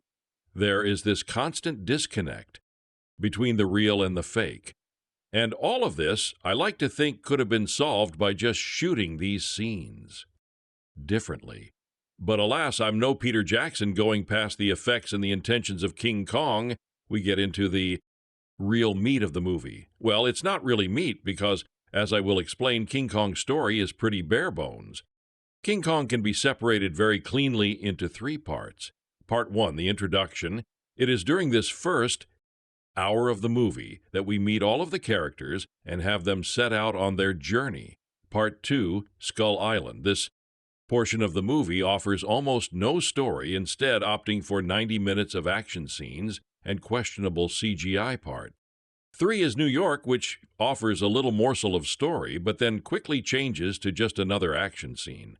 What I'm trying to say here is King Kong is really nothing more than a bunch of action scenes pressed together into one movie. This isn't a bad thing, but looking back, it is why this movie is so forgettable to so many people. My plot synopsis at the top of this review is pretty much all of the story that King Kong gives you, despite this being a problem from a narrative standpoint. I think the story structure is why an almost 4-hour movie didn't completely bomb, instead of having to keep track of a bunch of characters and intertwining storylines. King Kong offers you a 3-hour break from life. It is in this way that it departs from the movies of Hollywood's past. King Kong shows what a good mix between modern and classic looks. Like, one thing that King Kong does better than almost any other movie is the fact that it is perfectly fine for you to go to the bathroom or get a snack while watching it. Honestly, if you pop out of a King Kong screening for even 20 minutes, you're not missing much besides a dead dinosaur or two. Again, this isn't a bad thing. It just means that the story of King Kong just isn't there, despite that rather pointless criticism I did. Really enjoy King Kong.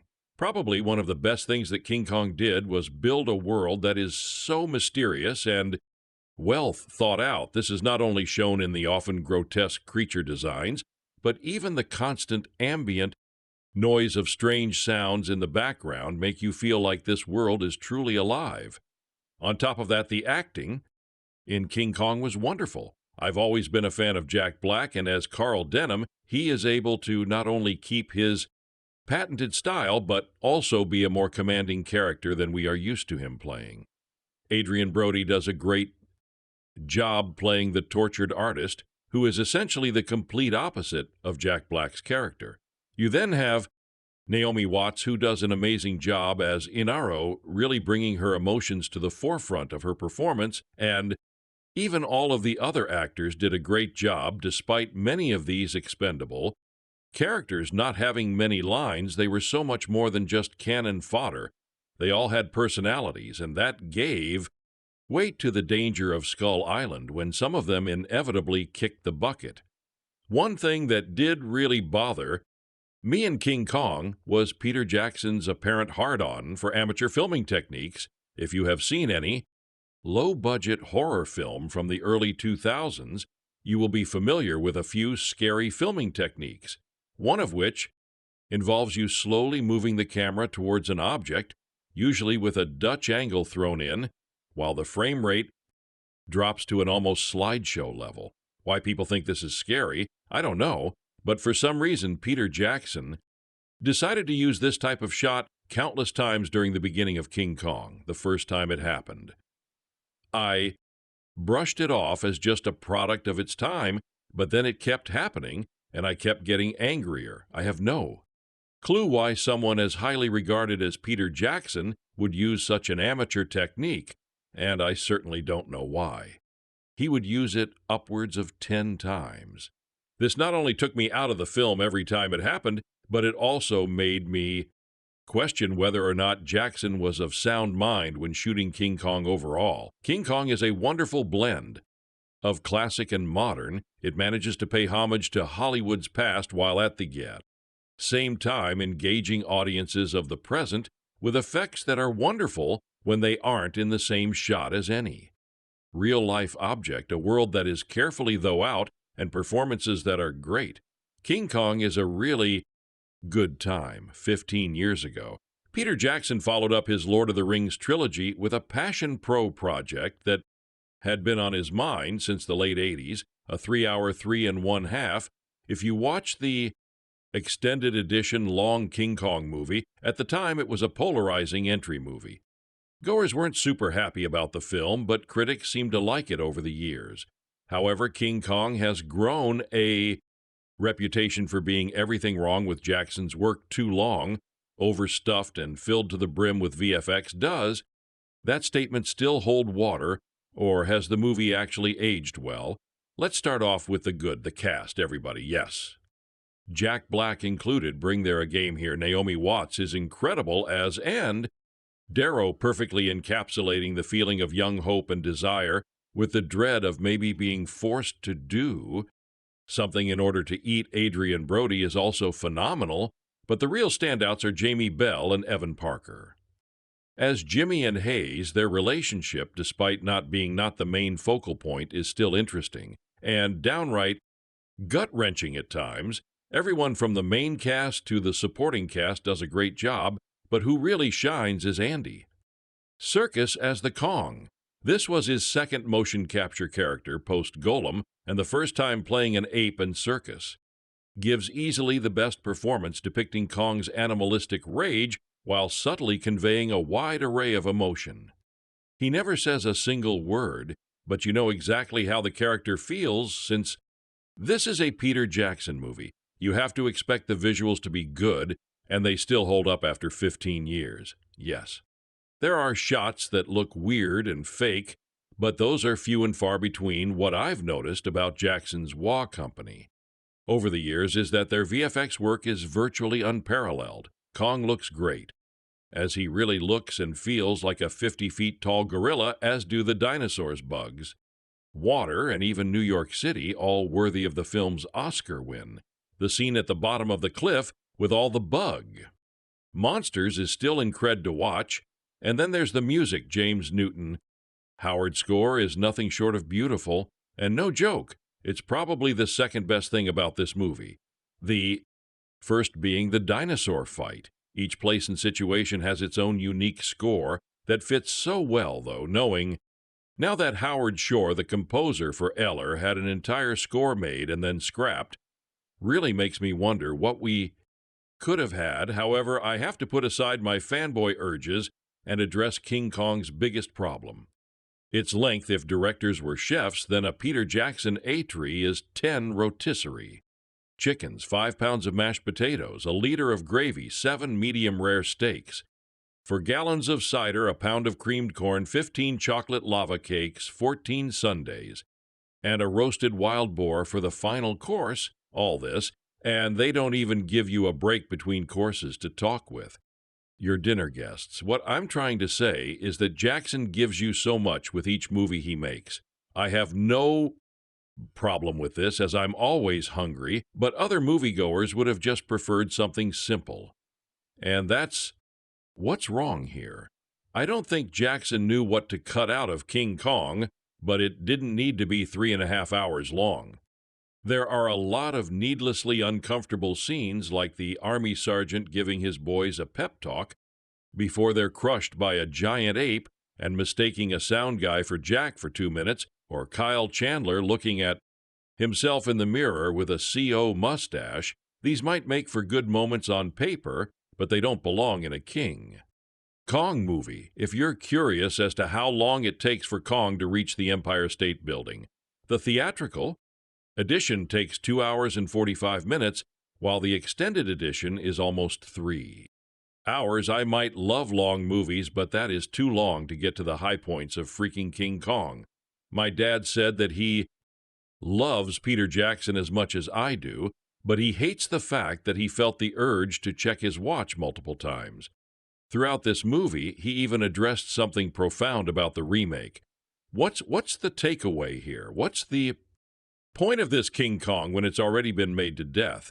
And he has a point. This is a 90-minute story stuck in a 3.5 hour movie narratively. It's unchanged from the 1930s film, but with the exception of the visual effects and extended runtime, there's nothing new added to the King Kong mythos, ultimately. This is a very straightforward remake.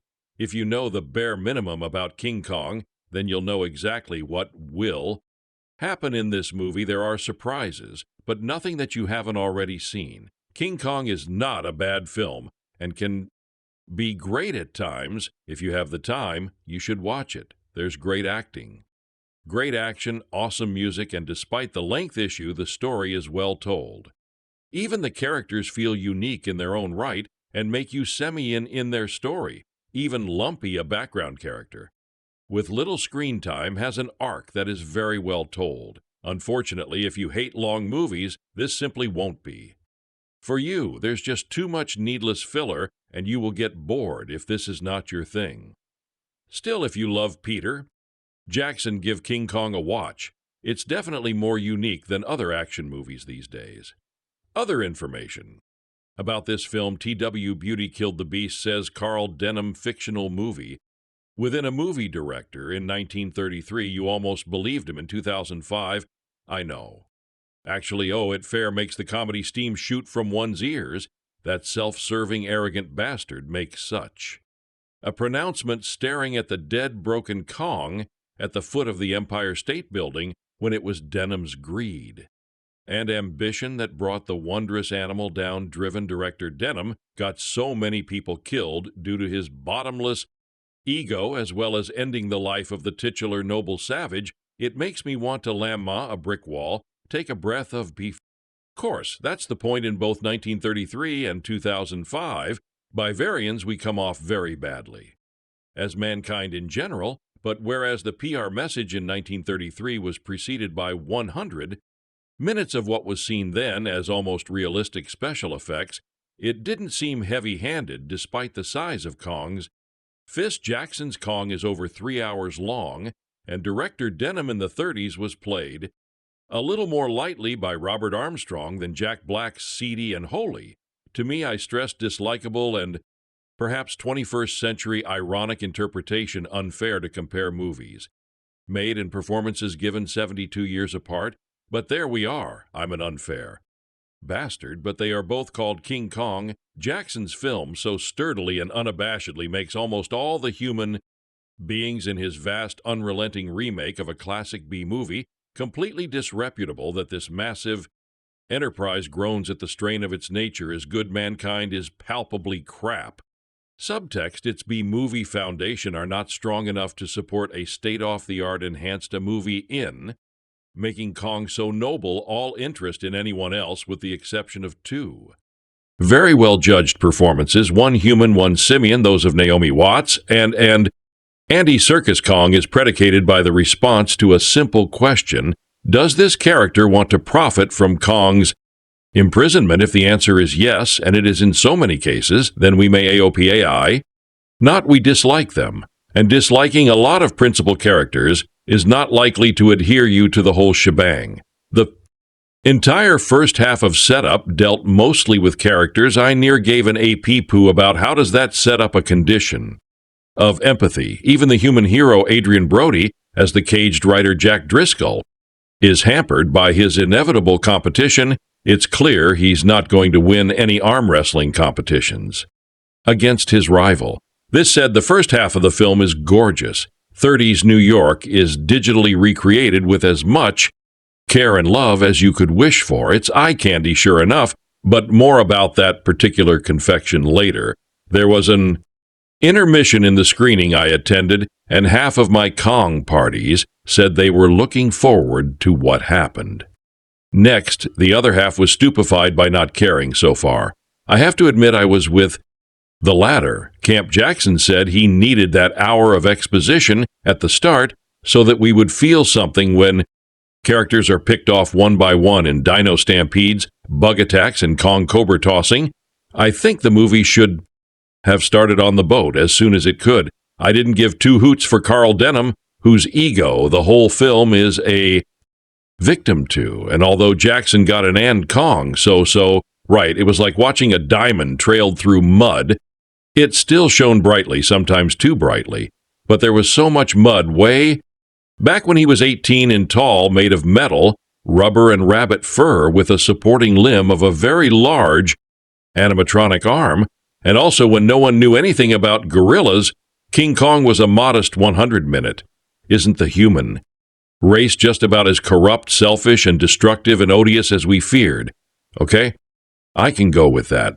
It's rightly a classic for its timeless story, as well as its special effects that stand up to today's fur rendered realistically CG, as well as wooden tennis racket Fred Perry would against graphite-wielding Pete Sass.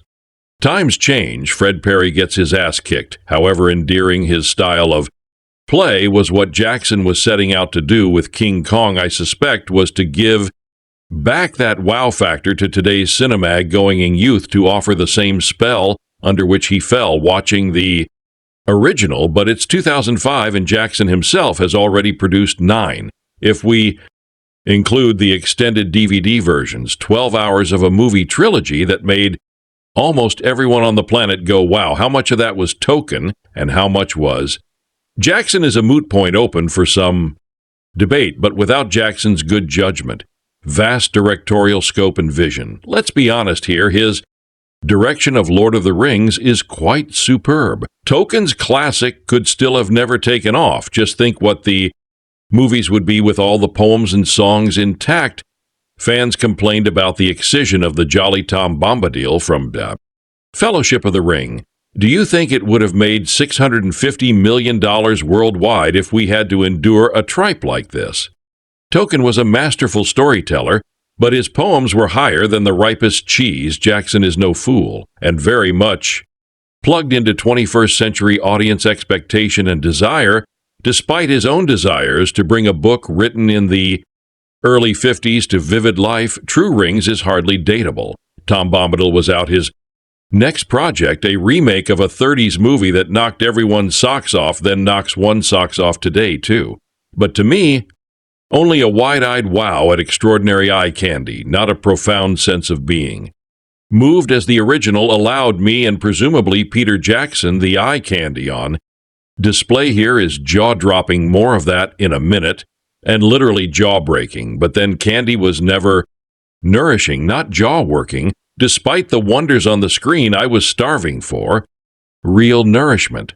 All movies have their internal logic. They have to adhere to some element of boundary, or the audience disengages. Sometimes those rules can come as a complete surprise and delight you at their revelation, the Dark Crystal. Our dominative boy and girl heroes, the last of their kind, the Gelflings, are herded over a cliff, and they are going to die because gravity has been established in this world. The female suddenly sprouts wings, and the male holding on to her says, "Wings? I don't have wings, of course." Not the female says. You're a boy, I can still feel my initial delight at that line, sometimes the rules change halfway through a movie. From Dusk Till Dawn changed genres halfway through, and that was quite a coup. Sometimes the rules are just stretched and stretched. And sometime throughout the mid-90s, those stretched rules broke. This is what Jackson is having to take into hefty consideration with Kong. As the action ante is upped, so is human. Resilience and semi-invulnerability to match it, we have leapt from employing the suspension of disbelief to the barricading out from a fortress with big 2x4s keeping the disbelief monster out. Sorry, mine keeps tearing up the drawbridge. It's been suggested by a good friend that how can there be any rules? Once the fog arrives and the compass starts spinning, well, my answer is that people are still people, flesh and blood. Unless we are informed otherwise, and if a person drops from a small height, they will sprain ligaments. Dropping from a higher height, they will break bones above that. Vos Machos action movies have stretched the limits of action hero pain and death threshold, culminating with Bruce Willis and Samuel L. Jackson both dropping 40 feet off a bridge on their backs onto a metal container in Die Hard with a vengeance and just groaning as they roll off unhurt. They are flesh and blood. They are dead. They are very, very dead. Their spines are historical Hollywood relics and is sacrificed by the scary tribes of Skull Island, a marvelously designed enormous decay ravaged upside-down tooth thrust from the ocean and taken deep into the jungle by Kong. Curious at his new toy, Jackson goes to great trouble showing us an POV whilst in Kong's clutches. This is okay, except that realistically, if such a word exists on Skull Island and would be at best puking up for 3 hours after this massive primal assault on her equilibrium, or at worst and most likely, she'd be dead, okay? We forgive lapses. We'd forgive them more if the implausibility wasn't so cinematically pronounced and start to delight in the relationship. Kong is as real as a 25th tall silverback could be. I sincerely think a big nod to Wah and Jackson's obvious drive for photorealism, that if a 25 feet silverback existed, it would look no different to Kong. Perhaps it would need a few more takes to complete. A performance, Kong in King Kong, is a true wonder to behold. Computer-generated imagery has climbed to a new plateau despite its critics, for I am one the technology displayed here takes the breath away. Serkis did the research. And so Kong is an utterly believable Ruan. Silverback gorilla. And that's great if it weren't for the fact that the movie has to deal with the humans too. So what do you do if you are a world-famous and award-winning director to give your latest B-movie remake some weight? Well, you could abandon all pretensions and just let rip with Kong at all on Skull Island. Side note, the insects were wonderfully realized. And in answer to the same repeated question, yes, there were dinos in the original, or you can do this and also inject some meaning via other veins of thought. Clipped in almost surreptitiously are references to Conrad's Heart of Darkness. A noble shipsmate has read Conrad's book and so encourages a young man who became part of the crew to devour the literature, whether we are supposed to think that the whole movie is Director Denham's Marlowe. In the Nala tale about Kurtz's ivory trading in the Congo, who would that be Kong Denham's own black soul is moot to. The point of being not moot at all, it's the embedding of profundity where none belongs. It's King Kong, not Apocalypse. Now, Kepa's 1979 masterpiece could encourage 10,000 articles on its meaning. Based loosely, of course, on Conrad's Hearts of Darkness, King Kong elicits perhaps 4. Regardless of these, some may say, petty criticisms, the movie is firing whenever Kong and are on screen.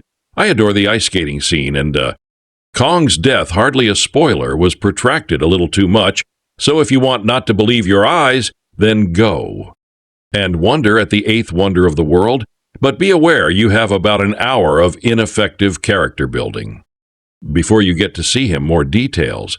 In some ways, it seems kind of strange to me that Peter Jackson's King Kong was as hotly anticipated as it was. I mean, where I come from, a lot of well-meaning folks can't remember the difference between Kong and Godzilla without taking a moment to think about it. And we all remember what happened when Hollywood opted to remake Godzilla back in 1998. A remake of King Kong, not only has it been done before badly in 1976, but the original is an undisputed cinema classic. The magic name in all of this is obviously Peter Jackson, and that makes all the difference for his closely watched and highly anticipated follow-up to his Lord of the Rings masterwork. Jackson chose to remake what he commonly refers to as his favorite film, and the one movie that he claims truly made him want to be a filmmaker. That's another thing that's sort of strange. What kind of filmmaker sets out to remake his favorite movie? Isn't that in some way like admitting your own superiority to it? Would our cuddly and fun Peter Jackson think that way? Whatever his motivation for doing this film, we can be thankful his take on King Kong is a top-tiered entertainment achievement of the highest level. Not only does it operate as a very specific love letter to the original 1933 film, which some have called the Star Wars of its day, it effectively builds upon it not only in terms of special effects, but also in terms of characterization and storytelling. It is the theatrical must-see movie of the year, hands down. I admit that I'm not someone who's been waiting for this with bated breath, although I grew to love the Loader series. I really missed the Peter Jackson of the Frighteners, and earlier, in all honesty, when the rest of the world jumped on the Jackson bandwagon, most of them still oblivious to his early work. Oh, the temptation to recommend in bad taste. I felt a bit annoyed at the whole thing, so while still wishing the man best of luck, I sat back, arms crossed, demanding that this King Kong movie of his, which he's been trying to get made since before out, prove itself. I needn't have worried. The film star may be big and stinky, but the film is most certainly not. And I don't mean Jack Black, it sounds ridiculous, but story in some ways amounts to a love triangle between Naomi Watts and Darrow Kong and a Adrien Brody Jack Driscoll. If I were her, I'd be stuck too, considering that I've not been a fan of Bro since his big-headed Oscar Kissick, but fear not. King Kong is not the prob bestiality film that Hollywood thinks the world has been waiting for. Amid the adventure and excitement, there are some bigger themes to consider, including those of obsession, opportunism, and mankind's uncomfortably close proximity to the animal world. When it comes to primal behavior plot-wise, this version sticks very, very closely to the original. For those who are unfamiliar with that film, stop being such losers and get that DVD sap. Familiarity with that film is not required to greatly enjoy this new one, but it does bring a significant additional layer of reward to the proceedings. Homage abounds as dialogue, costumes, and even scenes from the original lovingly turn up. One could almost assume that the 1933 directors, Maren C. Cooper and Ernest Beach Skak, would be proud PR of this remake, if not for its re-envisioning of Black's Carl. Denham obviously based upon Cooper in the original as the film-making huckster SL. Weasel that he is, in this respect, I have to give it to the remake. As great as the Cooper/Skak classic, is it at best skirts around the issue of who's at fault for all the chaos and death, even. If it is literally the filmmakers themselves in aerial cameos who strafe Kong to his fate, the story, if you don't already know, it begins in depression. New York City, as desperate filmmaker Denham happens upon out-of-work actress Darrow. On the brink of the journey of the ship he's chartered for a far-off, mysterious destination, they're headed forward, the last undiscovered spot on the map, which is in Denham's mind the ultimate film location. It is a dark, lost world, forgotten by time and home to some of the most deadly inhabitants ever known to man. At about the 1 hour mark of this 3-hour epic, Kong makes his memorable debut, making off into the hostile jungle with the beautiful and given chase by both the ships and Denham's entire cruise. Peril encountered mostly involves dinosaurs, almost all of them fresh to the screen, as to both successfully avoid Jurassic Park comparisons and envelop viewers in an all-consuming fantasy world. That same familiar but not quite real-life quality is then applied to Jackson's wondrous envisioning of 1930s New York City, where the ante is truly up to giant AP proportions along the way, and eventually becomes enamored with her captor seeing the wounded soul of this savage beast profoundly realized for the screen by Wah Workshop and actor. Andy Gollum's Serkis viewers will feel more sympathy for this digital creation than for most flesh and blood characters in other films. Naomi Watts is perfectly cast as in Darrow, leaving no mystery as to why not only Kong falls for her, but why everyone else risked their lives to get her back. Brody, I must say, is competent as Jack Driscoll reimagined. Here, as a frustrated playwright, Jack Black inadvertently gives very brief glimpses of being in over his head in this big-budget extravaganza, as he is saddled with the most Cooper S.L. Skak dialogue, read a bit dated and cheesy, but also too classic to not include. But in the end, he gets the job done, James. Newton Howard turns in a rousing adventure score worthy of following the Max Steiner score that preceded it over 70 years ago, and is still fondly remembered as one of the greatest musical scores of all time. Jackson's script, co-written by his usual collaborators Fran, Walsh, and Philippa Boyens, and Direction Pro, that loader was no fluke if anyone were to actually think that, and cements his place as the event filmmaker and storyteller of our time. I suppose the million-dollar question is, does Peter Jackson's King Kong actually manage to surpass the original classic? It's not one that many film buffs would dare ask for fear of having to possibly grant superiority to a remake, always an ugly word in this case, without even the test of time one. Struggles to come up with another example of a modern imagining that does justice to its classic source material. Invasion of the Body Snatchers comes close, but even closer is the comic book series Ultimate Spider-Man, which first 6 issues were masterfully spent fleshing out and modernizing the wall crawler's origin, first told over 40 years ago in a mere 11 pages. Could any comic fan ever bring himself to say that Ultimate Spider-Man tops the Stan Lee Steve Ditko original? No, that would be like sacrilege, but at the same time it undeniably builds upon it in a way that only enriches the story. Exactly the same is true of the Kong films. The brilliance of the original cannot be denied, but the beauty of this remake is how it actually honors its source by building upon it in a pure and viable way. Same may say that King Kong has a long first hour, as it is all character development and exposition, but I say it doesn't hurt the movie, since it is entertaining all the while, and if not, any boredom will be immediately forgotten once the action begins anyway. Certain moments will be too intense for sensitive children, but the passion of the Kong ending will bring out the gushing sensitivity in everyone. Peter Jackson's film works as many things: action, adventure, horror, comedy, romance, and tragedy. But above and beyond all of that King Kong is spectacle, find the biggest bells and whistles cinema in your neck of the woods. Stand in line for as long as it takes, and then enjoy every minute of it. Because like all true cinematic marvels, the DVD experience will merely be a reasonable facsimile at best, and since it's universal, it will probably be a buggy DVD 18 anyhow, so enjoy this on the big screen while you can. This is one film event that earned its anticipation. Behold, K, the eighth wonder of the world. Well, ninth wonder if you count the 33 versions separately.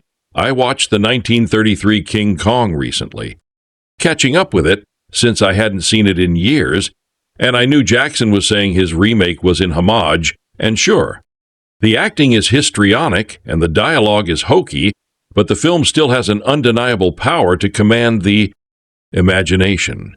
And while I was being simultaneously amused and enthralled by the film, I thought, wow, someone needs to make a shadow of the vampire, for Kong needs to, as Shadow did for the classicness, for to re-examine the film's power, but filter it through a cynical and knowing modern perspective, give it just enough of a tweak to make it something fresh and new and relevant and snarky and movie-licious, while also honoring the potency and dynamism of the gay. Original, pull the movie's pigtails as a way of showing how much you like it, and damn if that isn't exactly what Peter Jackson has done. I expected him to reinvigorate the tale of course I wasn't anticipating anything like Gus Van Sant's shot-for-shot remake of Psycho, but Jackson has gone way beyond that. Not only is his Kong as visceral and as elemental in experience as his 70-year-old inspiration was and still is, but at the same time it is also a powerful meditation on the significance of fantasy and the genuine import of mere entertainment. This new Kong isn't just a deep-down, thrilling new pinnacle of popcorn entertainment. It is a house of mirrors, contemplation of it itself, its own explanation for why it could well become the biggest movie ever, and why it deserves to. Words like meditation and contemplation may seem inappropriate at first glance because the standard hack movie critic phrases like roller coaster ride followed by multiple exclamation points don't even come close to doing justice to the heart. Revving adrenaline rush, Jackson has crafted two words, Dino Stampede. I probably should have put my head down between my knees and taken a series of long, deep breaths to recover from that. Early Skull Island set piece, except it would have meant taking my eyes from the screen, and there was no way in hell I could have done that, and then it just keeps getting more, almost unbearably exciting. I can't remember the last time I actually gasped or moaned out loud at something I was seeing on a movie screen, or actually slapped my hands to my face, half in awe at what I was seeing, and half resisting the urge to cover my eyes so I wouldn't have to see anymore. But Kong made me feel like a little kid again, astonished at the transporting power of the movies, and that Dino Stampede is only the beginning. There's lots more amazing monsters that you just can't believe you're seeing. And Kong himself, who's a miracle of CGI, but also the gritty, lovely cinematic replica of desperate New York City in the depths of the Great Depression, that's so authentically New York that it took this New Yorker's breath away. It gets harder all the time for filmmakers to invent stuff we've never seen before, or that's so real that it feels like we haven't seen it before. But that's what Jack has done in almost every frame of Kong. A tremendous share of Kong's energy then comes from Jackson's presentation of an experience that evokes those same primal reactions movies elicited from us as kids discovering the power of movies for the first time. If Jackson set out to make a film that would blow minds, child and adult alike, like the 33 Kong did for as an 8-year-old, then he has succeeded enormously. Kong made me forget I was sitting in a movie theater, watching a projected image, and put me right in the middle of the adventure, like movies did for me when I was little. But woven into all of that, and inherent in the alterations to the story that Jackson and his Cost-T screenwriters, Fran Walsh and Philippa Boyens, Lord of the Rings vets injected, are running commentary and insightful observations on the urgency and even necessity of storytelling of entertainment as vital communication, the rather disturbing question of what precisely Kong wants with his little human, brides is rather natal, Al dismissed here, he wants company. He's lonely actor Andy Serkis 13 going on 30 24-hour party people provided the motion capture for the CGI animating Kong as he did for Lur Gollum, and as a Result, this ape is decidedly, well, not human, of course, but certainly higher.